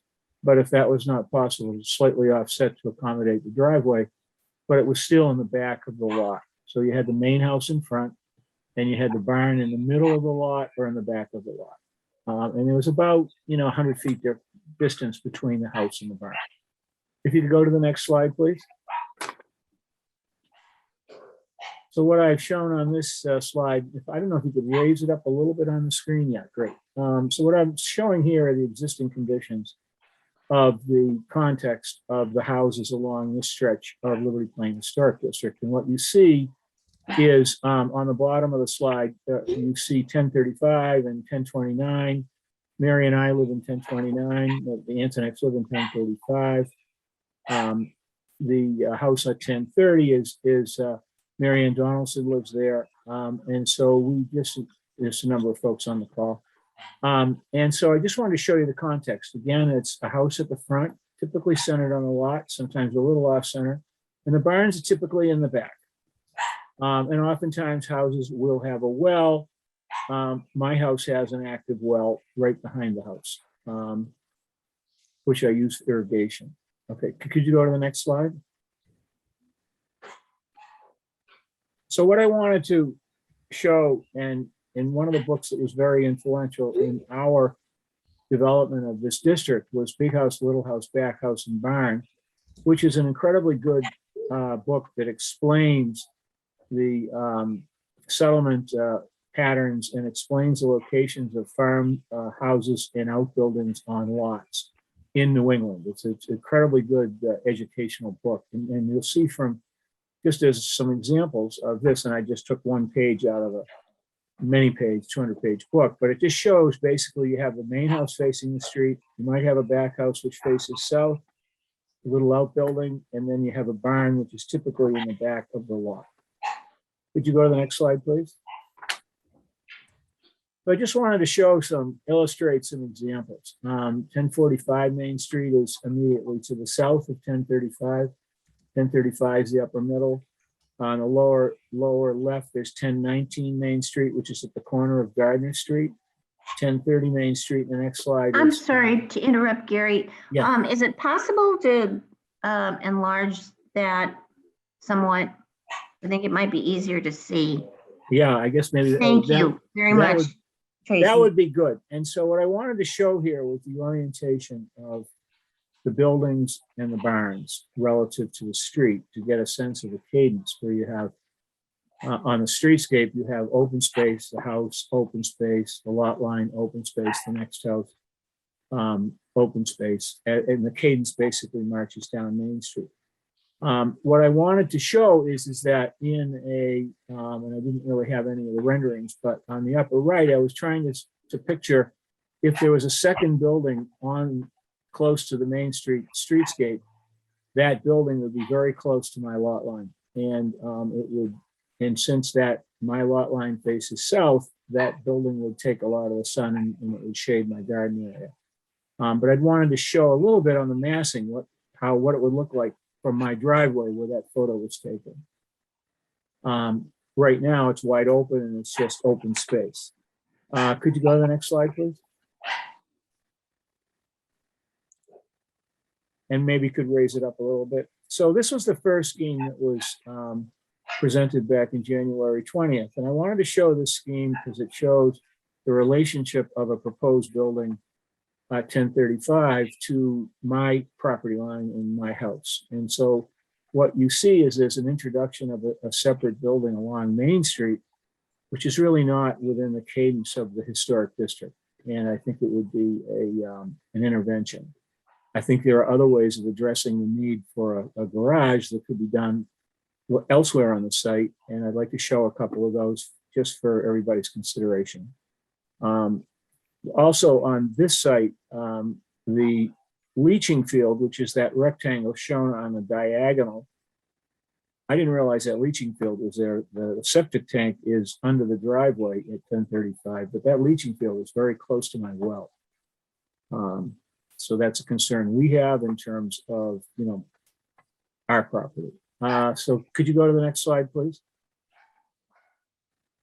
So this is the current scheme, which would move the barn back to the west side a little bit, 20-something feet, but it also moves it north 8 feet, and it proposes to put it on the setback line, which is 20 feet from my lot line. And what is shown in the gray shading is the shadow, the average shadow that would project from the building, and it would essentially project over my lot line. So we have some concerns about shade and shadow. And also the building is kind of right in front of our sitting room, and it's very different than the pattern of the location of the buildings in the district. You can look out your windows in the other houses and you can see up and down the street. This would present a wall along my lot line. If you go to the next slide, please. So I was just going to make some proactive suggestions. I understand the need for a garage and support the need for a garage, but I think it's the location. And what I was thinking is this is one option one, which might say, okay, what if you locate the garage in the back of the lot and locate it in the same register as the other barns along the back lot lines, and it would fit right in. I don't see, and this to me would present a sightline problem for us at 1029. And I think it would be fine relative to the other abutters. So let's go to the next one. This is option one. And then the second option I was thinking of one could consider is one could put the barn closer to the lot line, which is similar to the other one, move it about 35 feet back. And you could still access it. It would be in the same register in terms of location on the site as the other barns, and it would also be in line with the current barn on this site. And it seems to me it would be a much more consistent approach in terms of maintaining the setting of the houses in the district, which to me is a major part of the character of the district. So that's basically what Mary and I have to present and suggest. And I'd ask Mary, do you have any comments you'd like to make too? No, I agree exactly with what you're proposing, and don't see that it would be a hardship. I would like to make a comment. This is Mary Ann Donaldson, across the street. I had said at the last meeting that I would suggest, as Gary has done, either the barn garage be moved back or be moved back and over to the back of the lot. I've ridden up and down Main Street, it seems to me, more in the last month than I have in a while. And I'm struck by the number of outbuildings and barns that are behind the main structure of the house. If a barn or a garage or whatever is adjacent to the house, it's connected. It's all one mass, so to speak, one infrastructure. It doesn't divide itself up into two buildings. I think by moving it back or moving it over, it keeps the green space on Main Street. It keeps the cadence that Gary references on Main Street. And I just think it preserves the historicity of South Hingham. I was instrumental when my sister bought this house. We were instrumental in each other's lives ad infinitum. And so it was a pleasant environment in which to live with the green space and everything else. And I really hate to see it be destroyed when there are alternatives to where a barn or a garage could be placed, because fortunately PJ has a large enough lot that he has some options. Other people might not have options, but he has some options. So I would really love to see it moved back or back and over, or just back to line up with the garages, the symmetry that presents itself on Main Street.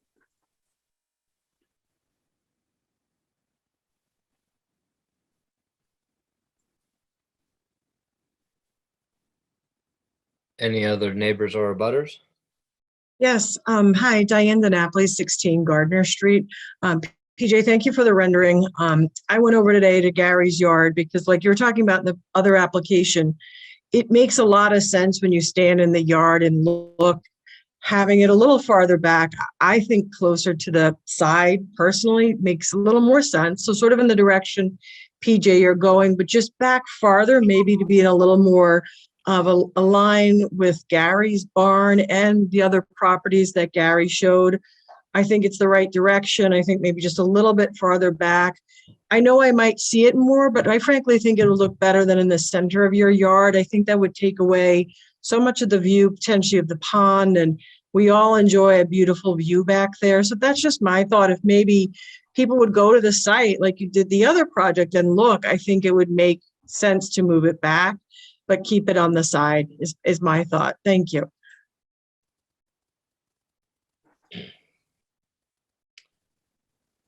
Anyone else? Any committee members?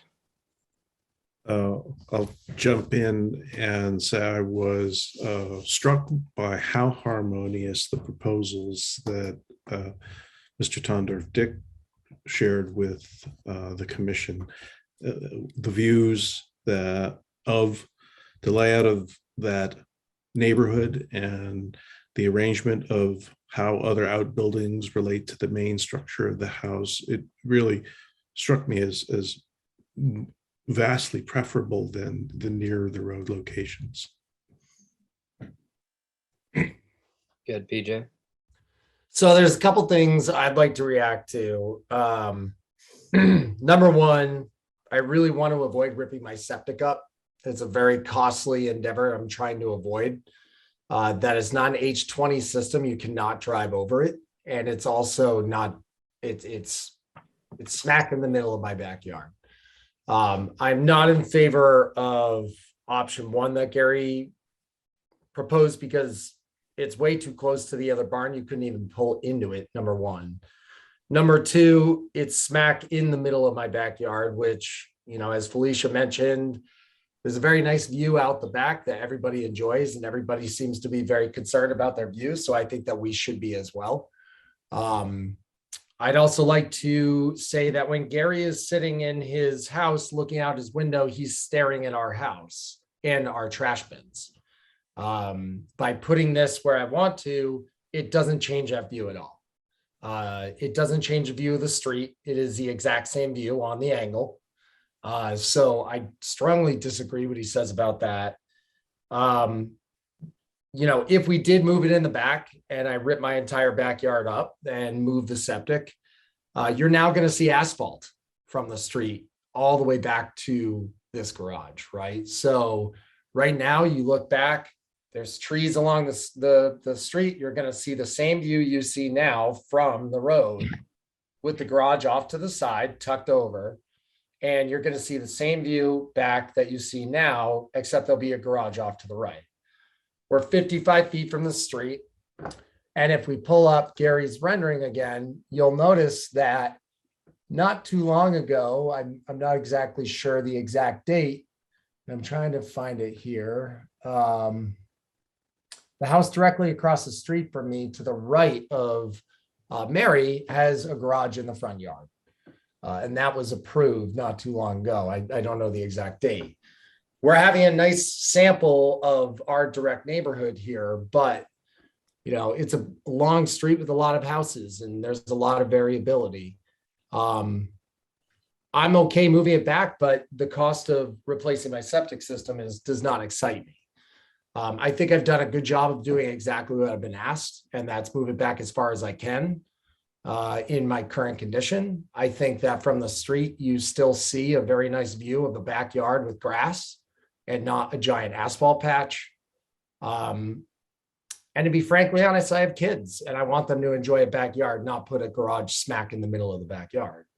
I think I've done a good job of designing something that fits the aesthetic of the house, that doesn't dwarf the house by moving it back and also being under the ridge height of the original house.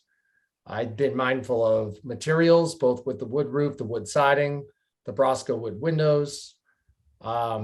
And I've also been sensitive to the fact that I didn't want to see 3 garage bays from the street because it would look too big, which is why I stepped the 3rd bay back. So visually, it's very hard to see. I think that's my concern. If it goes even further back, you're going to want to rotate it and then you're going to see garage doors. But Carol, sorry, you want to?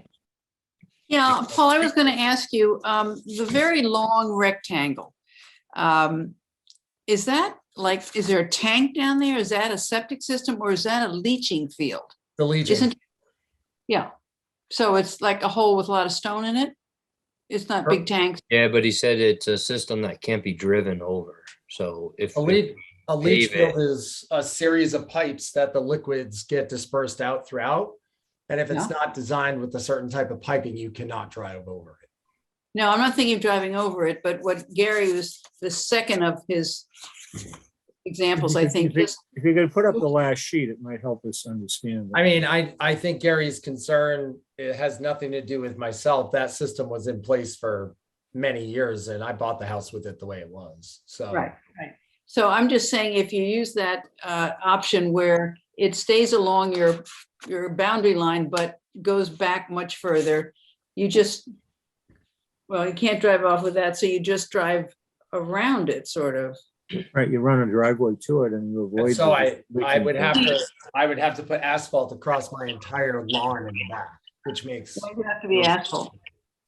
We would just, I don't know if I'm allowed to speak, I'm PJ's wife, we would lose our entire essentially backyard if we had to put a driveway wide enough to be able to pull in to garages from the side. We redid our driveway about a year and a half ago. Our driveway is extremely long. It cost $15,000 to redo my driveway. And you're asking us to not only replace a leach field, which would be $20,000. Why would you have to replace it? I'm confused. Oh, I'm saying either I'd have to replace my leach field, which is gonna be 20,000, or I'm gonna have to extend my driveway, ruining my entire backyard, getting rid of a very large swath of grass, and resulting in probably a $20,000 expense. It seems wasteful to me, to be frankly honest. And Well, then you're living, I'd also like to also just make one other comment about the shading. There is 0 gardens on that side of the lot. It is an overgrown area that I've left overgrown to keep privacy. And I plan to continue to keep it that way. There is no gardens on that side of Gary's yard. There's a bunch of cars and a sailboat. So the fact that he's bringing up shadows on his property makes absolutely no sense at all. Can I weigh in, please? Yes, Kathy.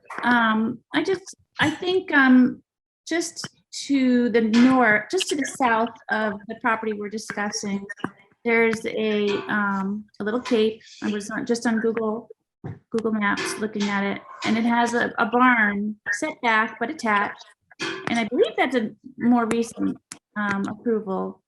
At 10:45. It's If you're on 10:45. if you're on the street, it's the house to the left. Yes. 10:45. And so I'm not sure the date of that barn. I believe it was newer. I'm not certain on that. But there is precedent for a garage on the same plane as the house. I think in my opinion, there is a beautiful rhythm to this part of Main Street. But I think having this proposed carriage house set back the way the homeowner has proposed from the original drawing really has the effect of diminishing it and lessening it. And I see it as appropriate and harmonious with the lot, as the lot is really large. And I think asking someone to move their septic is a big deal. I'd just also like to say, to counterbalance that, I would urge the homeowners to think about how this will this proposed carriage house will then work with your new addition down the line. If you're going to propose a kitchen on the other side of the house, is this where you want your garage? So I guess I'm thinking big picture. Maybe there's an alternative option, just thinking things through. So you're making an overall plan before you commit to this garage. So I would love to actually respond to that. And actually, that's one of the reasons we want it to the right, is that we don't want to block the barn from the street. And so the addition that we see in the future would be off the back and toward the left a little bit, purposely put in its spot so that you don't block the historic barn. It's the other reason I don't want to make the barn my garage, because I don't want to have to rip the thing apart. I just think it's too good looking of a historic structure to either cannibalize or work off of. I like it as a freestanding structure. The whole go ahead. Oh, PJ, I was gonna say also, in any sort of addition plans that we've talked about, our current entrance in the back into our mudroom wouldn't really change. Roughly would stay in the same location, and if we were to move our kitchen location, it would be still off of that mudroom, so not to the other side of the house necessarily at all.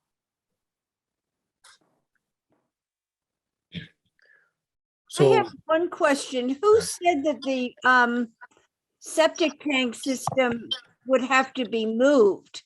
Couldn't the barn be positioned in a way where back farther, but where the septic wouldn't have to be moved? I think the leaching field is different than the tank part of it itself. So wouldn't that give you the breadth to access a barn on the same plane as Gary's? The without moving the septic, disturbing the septic system? And So we can't drive over the leach field. So we would have to have the driveway go around that, and it would cause the driveway to go right down the middle of our backyard. Oh, the and other way. around the leach field. Around it, yeah. So we're talking about there are two different things we're talking about here. We're talking about septic tank, which is in my driveway, and it's an H20 tank, and you can drive over it because it was in the driveway. The leach field is in my backyard, and it is not built to drive over. So if we were to move the barn back any further than what we proposed, we would have to have the driveway go over it or completely around it, completely ruining the backyard, which is what we're trying to avoid. Has that been confirmed with the Board of Health? I mean, I install septics for a living, so I can confirm it. That's part of what we do with my development company. I mean, one of the things I had thought, because the current driveway comes in on the north side of the house and then moves behind the house and then goes to the existing barn. I was thinking if you had a little spur from that going to this new garage, you still have the rest of the 3 acres open. It's just a small spur of a driveway right next to the leaching field. Except the fact that about 1.5 acres is conservation, and a large portion of it is within the 100-foot barrier mark. So we really can't extend our yard any further than it is on any direction. So that's not really an option. And I'd also like to just talk about what Catherine was saying, the Kennedy's house at 1040, the garage is to the right. And I didn't think of that. And then directly across the street at 1036, you have a garage in the front of the house to the right, which is actually in front of the house. And those are all within 1,000 feet of me. I think They were all built within the last 5 to 6 years also. so.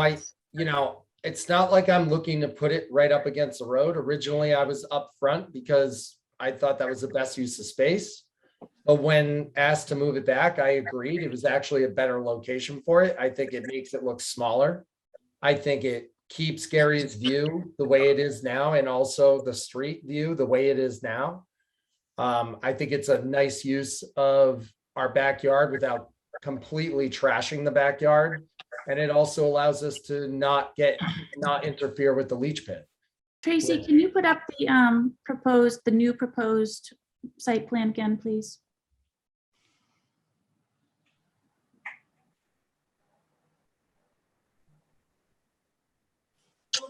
And sorry, Catherine, did you want PJ to put on? Oh, is that PJ? Oh, I can, yeah. Oh, Yeah, I can I'm do sorry. that. I thought you didn't know who had it. Hold on 1 second. The new. You want to proposed- see the original or the newer one? New one, please. Give me 1 sec here.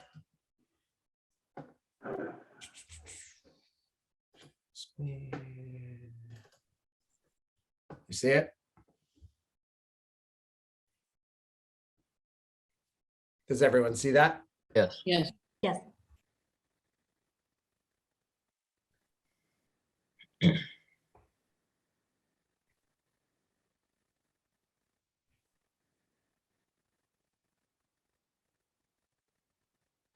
Any questions? I have a question for the chair, if I may Sure. go. I feel like this is similar to the Leavitt Street property, right? We're spinning our wheels looking at it and trying to understand it. And once we went out to the site and could see the story poles and physically be there, it made a lot more sense, and we could wrap our heads around it. Yeah. The homeowners have the benefit of they've been there for 3 or 4 years. They understand it. They know it. The abutters understand it. No, I don't know if it would behoove us as a committee to go out there and physically see this and understand the constraints that are being discussed and understand why things are being cited the way they are. I think it would benefit our committee a lot. I agree. agree. I think there's 2 or 3 things. One, the applicant has to kind of agree to a continuation with the application, given the time constraints. I think we should do a site visit, and I think in advance of that, it would be helpful to verify with the Board of Health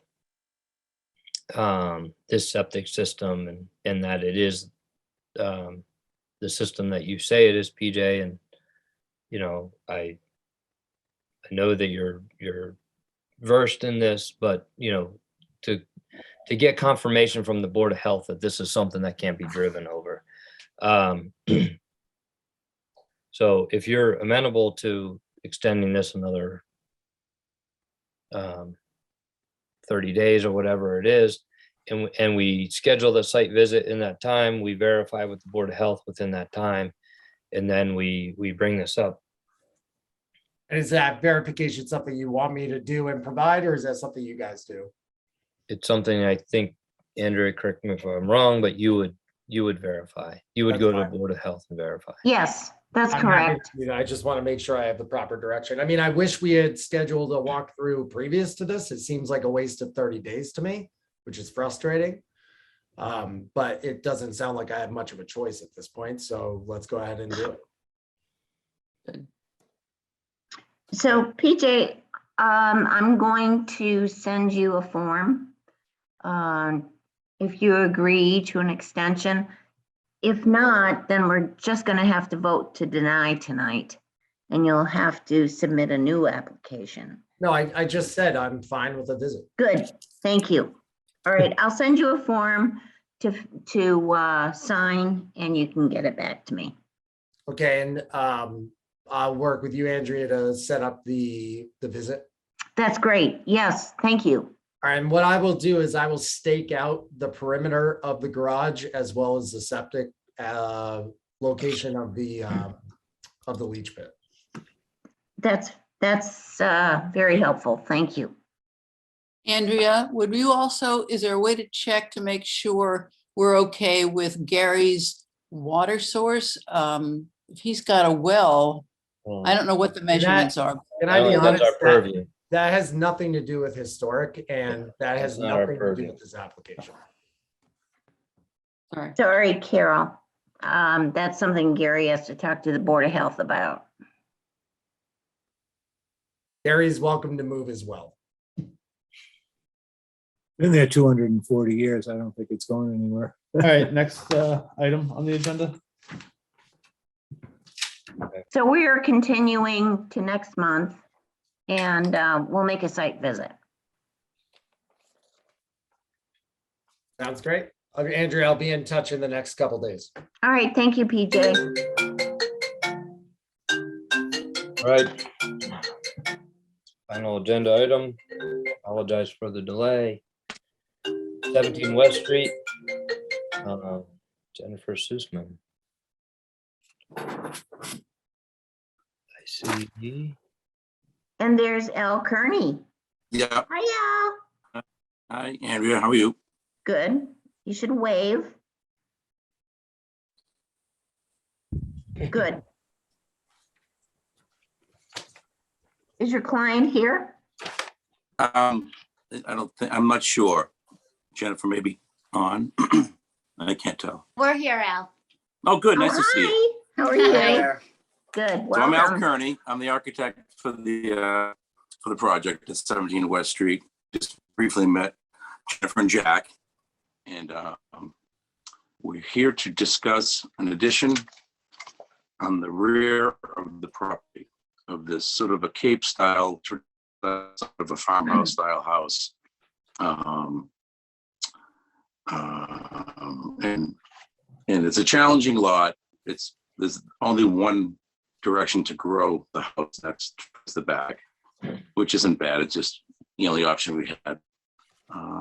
So we're just sort of we're working around, and Jack is a quality builder. He's built this house, this addition itself, but he's done a lot of wonderful improvements to the existing property. But part of the improvements was a back mudroom area that's new, and this we're going above it, so we have to take the roof off of that and then link it back to the second floor, and then create this new family room, master bedroom footprint back. So that's the main house is just over 1,300 square feet, and the addition will add another 890 square feet of living space. And So all that being said, the goal was to just sort of honor the main house, adding just a dormer on the driveway side to, because we're eliminating a window. I'm sorry, go ahead. Is there anyone that can share a screen or with plans? Oh. Andrea, can you bring it up? Because I can.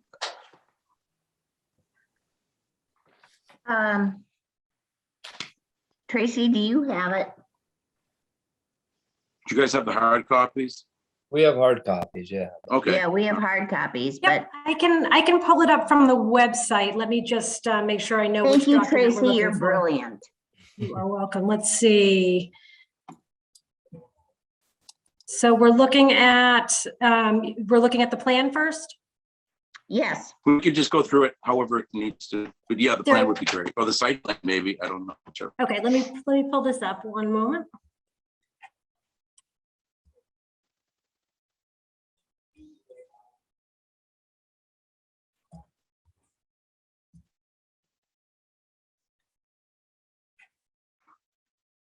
Okay, can you see my screen? Let's see if I can rotate Yes. this. Okay. Okay.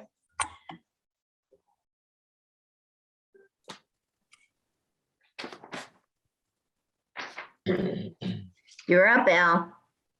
So that's it. So that's the site plan, of course, and it's already it's challenged by wetlands and other complications, setbacks, and those kinds of things. So it's a small scale and it's hard to read, but it's sort of, we're taking off sort of a back porch area, reclaiming and sort of repurposing the second floor above this sort of mudroom connector bath area.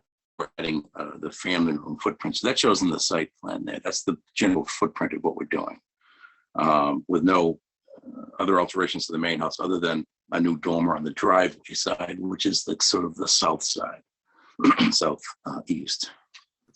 Then we've also got the garage that we're contending with. So we're trying to create a proper distance between the new footprint and the existing garage. So the entirety of the addition is sort of really nestled into it, the only area that can really grow. And it's a very small scale footprint. This is by no means a massive addition. It's very thoughtfully scaled on each level, and especially even on the bedroom level. But if you go, I don't mean you need to shift through gears, but if you go to the section drawings, I might be getting ahead of myself, but the ceilings of the master bedroom are very petite. The highest point is 7'2", and then it slopes down to just about 6 feet on each side, maybe less than 6 feet at the eaves. So it's a small scale volume, and the roof line steps well below the main ridge, again to honor the main house, which is a small scale house in and of itself. And we're adding a dormer on that driveway side because we're eliminating on the back bedroom, so we need an egress window out of what is now becoming a new bedroom on that second floor. So the renovations to the second floor include carving one of the biggest bedroom, the master bedroom, in half, creating a hallway to get to the new master with its master bath and closet. And so that's the need for that dormer on the driveway side. And then on the north side, there's an existing dormer. There it is, dormer, extending that, creating a laundry room. And then when it attaches to the new addition, it steps back 4 or 5 inches, and that plane will be recessed from the main house, and then bumps out again to match to align with the main house. So it's a little bit of a shadow line there. So it's essentially there's not much more mass that we're adding than what's there now. We're just raising up that roof that you can see where that bathroom is and that porch structure.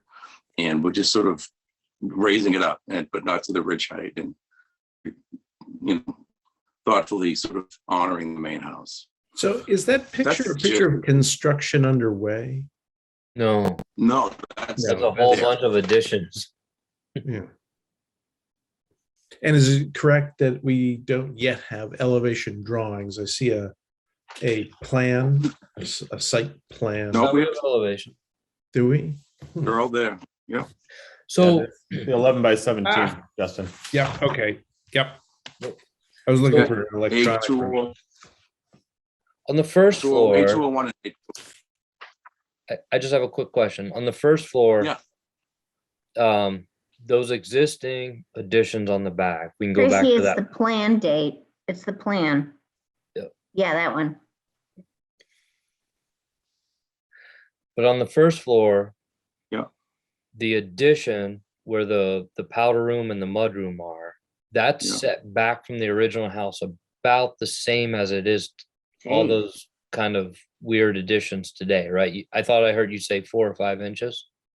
yeah, 5 inches, but that's the wall we're keeping. And we're gonna go above that with new living space, but that wall, that recess will remain. But on the That's- second floor, is that bumping out further for the Yeah, master bath? it bumps, yeah. So, yeah, we need that volume to make the bathroom work. And the roof lines clean up that way. So it's, yeah, that the original recess stays and then it bumps out proud on the second floor.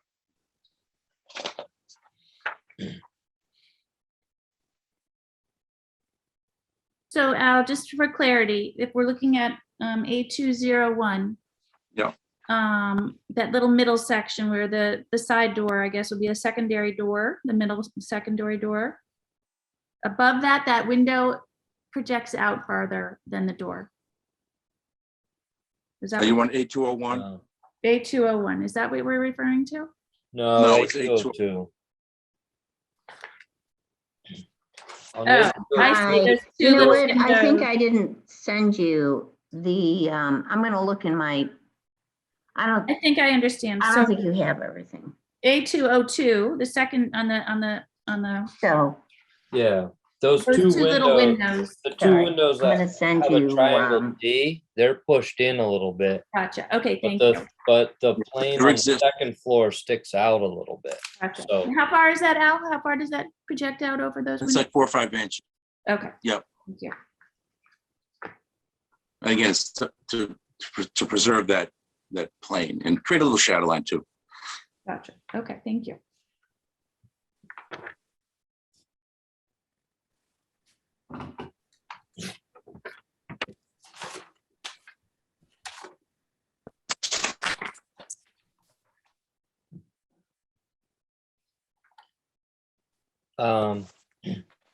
I guess I have a few comments. Go ahead. Al, are you done doing your presentation or do you have more to add? Yeah, no, I think I just, I'm done.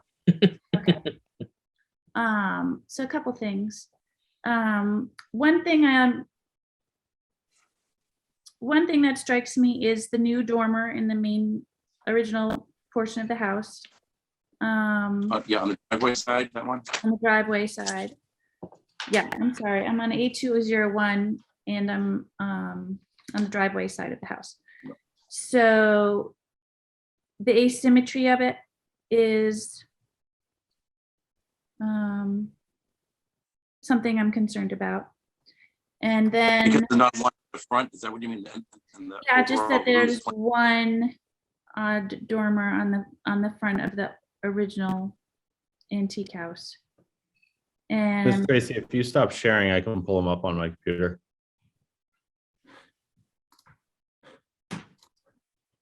oh, Yeah, we went back and should I forth on wait that. until, Oh, sorry. does not everybody have this plan? Yep.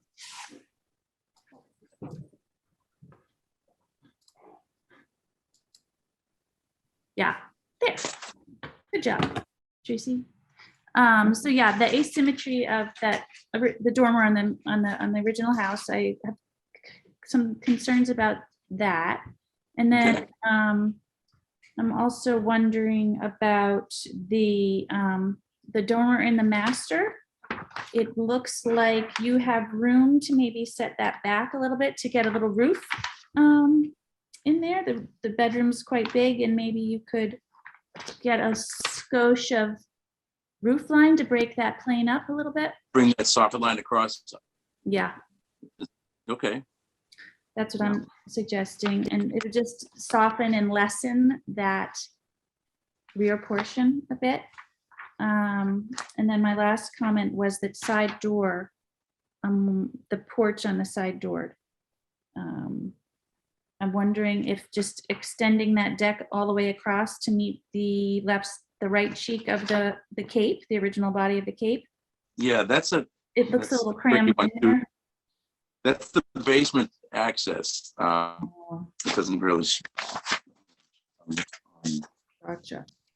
doesn't show on the first floor plan. My bad. There's a basement door that we're trying to preserve access to. And it's that's what Bulkhead or a door? Is it a bulkhead or is the it door. No, there's not a bulkhead. It's a few exterior granites down to a door that leads to the basement. That's essentially the bulkhead, but it's not a bulkhead. It's the basement access. Oh, I see. And it's a pinch point. There's lots of pinch points on this project, and that's one of them. That's why that deck is is abbreviated. Just Gotcha. Okay. Headroom. Yeah. So thank you. Good pickup. Okay. Yeah, I wonder, even just making a wider stairwell so that it doesn't feel so pinched right now with the door, the side light and the door on the right. It feels really stuck in there at the last second.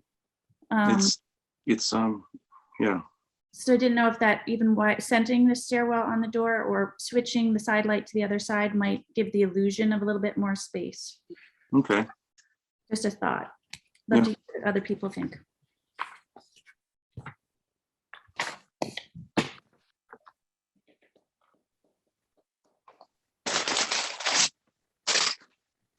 Anybody know the date of this house?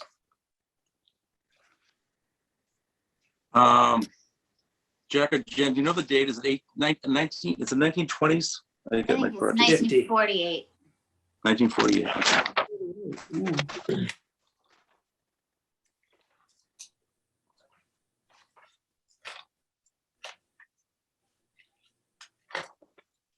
I'm thinking we need a site visit.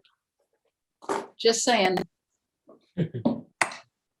Someone was here today taking pictures.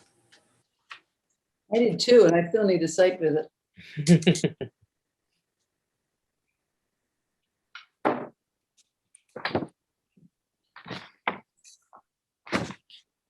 I think that would be useful, Carol.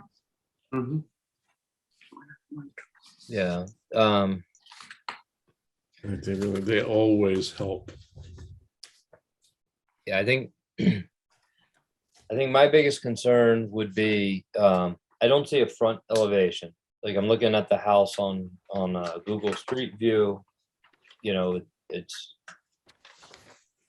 beautiful in its simplicity. You look at this rear elevation that's on the screen now, and it, you know, you can see how complex all the existing and the new proposed is. I'd want to see what I'd want to better understand what's driving that second floor needing to kind of push out to the I'm looking for the north arrow here.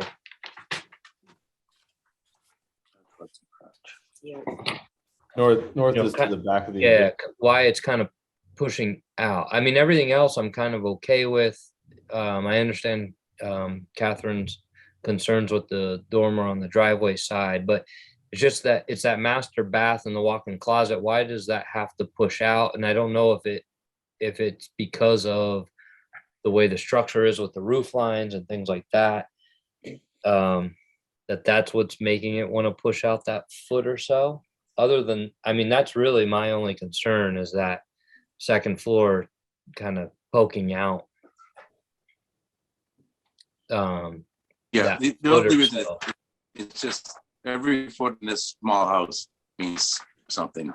Yeah. And the plan, it looks like it's pushing out. But when you look at the section and you sort of come to grips with how we really have the scale of this addition is it's small. Yeah. It's like the eaves are low and the ceiling low, and it's just every bit of square footage is so is it you're dealing with that existing hallway and to make the connection to the master there's a headroom, master bathroom in order to get the clearance in front of the sinks and toilets. Yeah, and it's all it's as tight as it can be right now. It's really petite almost. And And I didn't show any hatching along that E-line, but if I would have hatched where it's not full ceiling, that a good portion of that bathroom is sloping and, Yeah. and No, low. I understand. Right. But you're kind of making a nice break on the first floor. If there's a way to, architecturally just get a small break here rather than, before it bumps out. I understand why it has to bump out. Oh, yeah, right. Yeah. And then, it seems like maybe some of Catherine's concerns with the dormer on the driveway side can be resolved. Could, oh, I'm still muted. Let's see. Could. Oh, What is the hatch? Is that on this plan, what is the hatch? Is that just like, is that a head height that doesn't meet code or? No, it's not a code thing. It's just a visual cue. So that's just slope ceiling that is Some less of than it 8 is feet or something. more. Yeah, it's all less than 8, but some of it's just, I think I use, when I plug it in, it's like a 6'6" with a hatch trips too. Okay. So anything in the hatch is less than 6'6", so it is a tight Yeah. space. It is, Yeah. it's definitely a tight space. Yeah. Could that, those little windows, those 2 windows on the other side, on the back side of the house, or I should say the left side of the house, could that be cantilevered out to over the foundation so that that is all on one plane? Yeah, that wall could be padded to align with the main house. That might be a clean resolve. Then there could be cantilevered out over the foundation and all be one plane and you gain a foot or 18 inches. Yeah, yeah. That's just possible.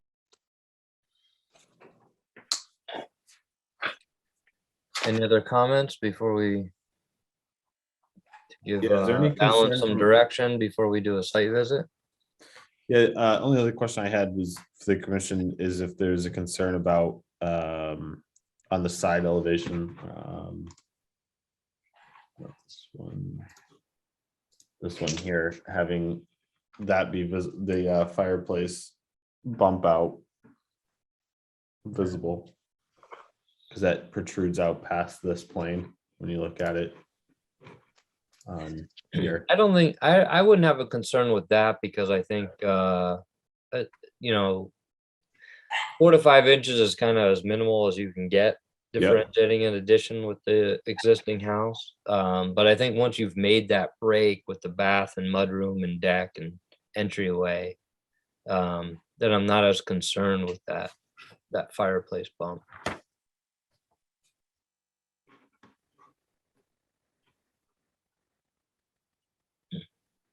It's all about differentiating the addition from the existing home for me. So that's why I've been focusing on kind of that master bath a little bit.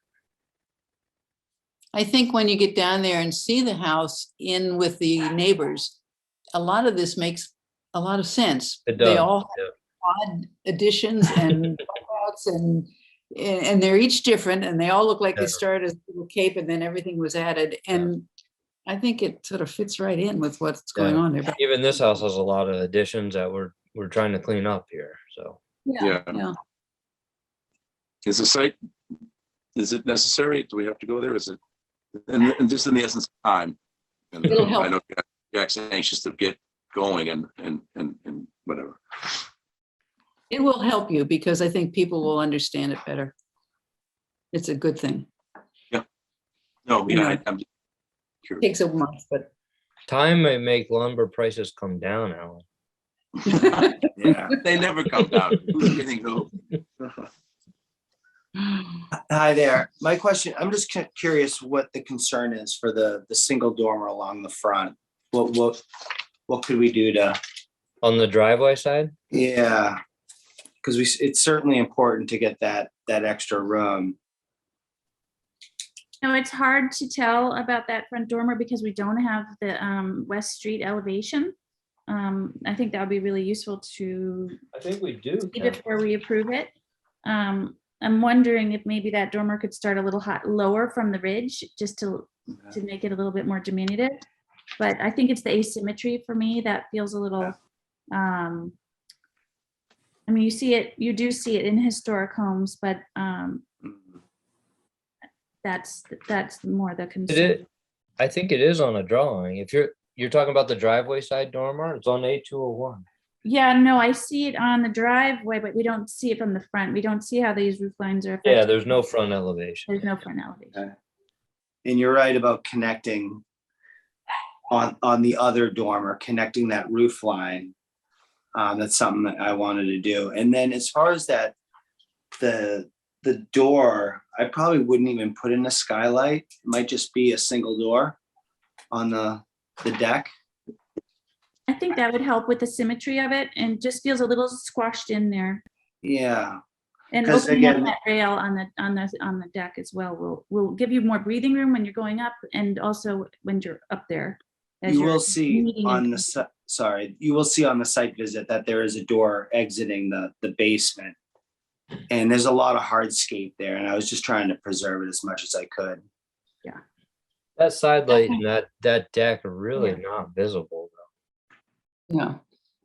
Catherine, would you be more pleased with two dormers being symmetrical? I'm having a hard time figuring out the scale from the rear view from A202 at the bottom that, I see what you mean, yeah. I'm seeing the dormer and actually from this drawing, it looks like it's almost at starting right at the ridge, at the top of the ridge.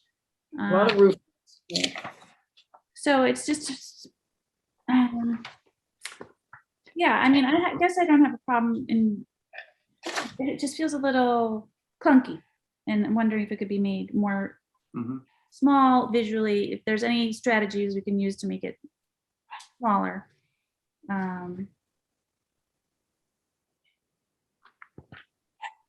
Probably a 1x6 rake.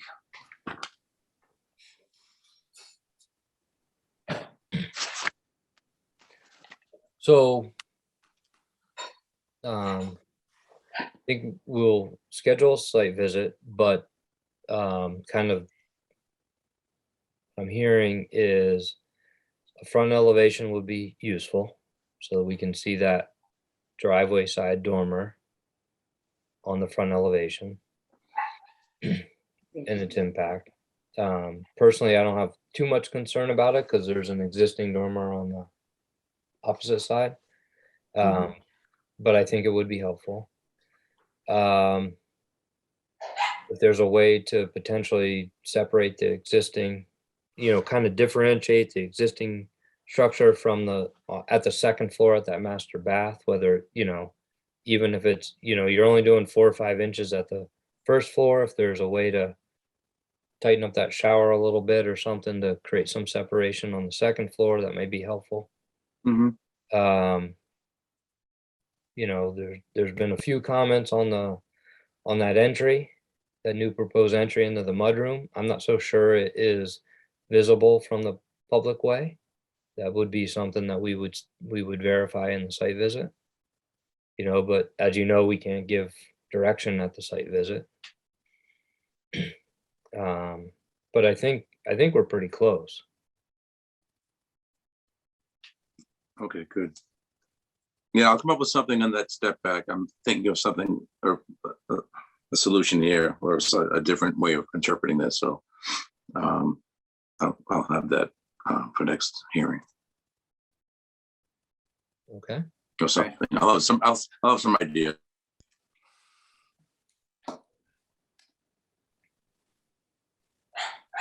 All right. Great. So Yeah. I think Andrea will be in contact with you I all will. on a site visit, Yes, I will. and we'll Thank get you you. on the March agenda. Okay. Thank you very much. All right. You're welcome. Thank you. Thank you. Thanks, Al.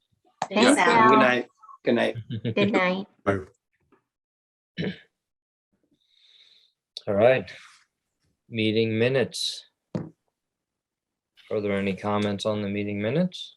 Yeah, I think one item is missing from the 3 Blaisdell Road list of application materials. There was another set of undated plans, which I looked at and just, I think it might be a point of confusion in the future. Which plans did you mean? Right. So I would just say that there was another set of plans that are undated and hard to. All right, well, that's probably my fault because I may not have given those to Tracy. So Very whatever. understandable, and We'll that's include the it. only discrepancy I could find. Oh, brilliant. Thank you. You know. Anyone else? So with that correction, do we approve the minutes? Is that the? I'll make the motion to approve the minutes of January 20th. Right. All right, Daniel, how do you vote? Yes. Carol, how do you vote? Aye. Catherine? Aye. Justin? Aye. And I also vote aye to approve the minutes.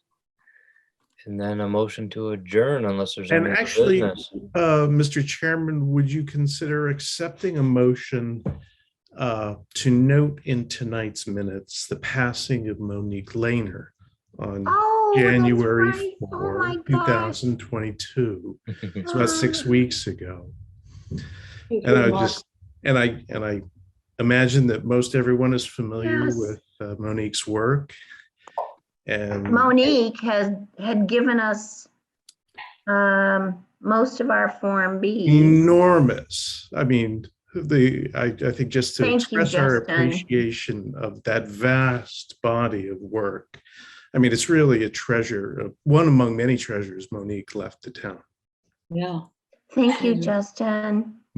That's my motion. That's A really second note, important. what is that little squiggly thing on your shoulder, Andrea? I've got to know. Oh, this is Charlie.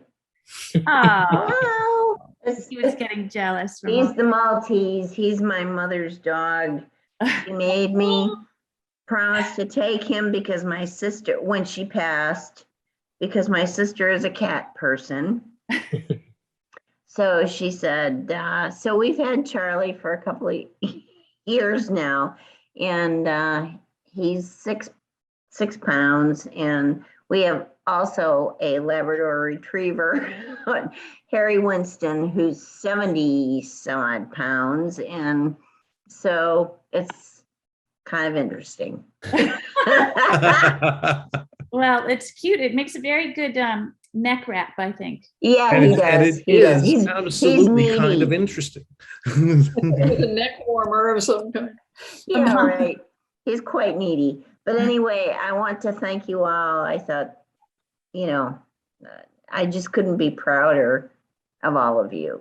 Really, it was you do an excellent job. Thank you so much. I'm tired. Motion to adjourn. Yeah, is there a motion to adjourn? Seconded. Is there a second?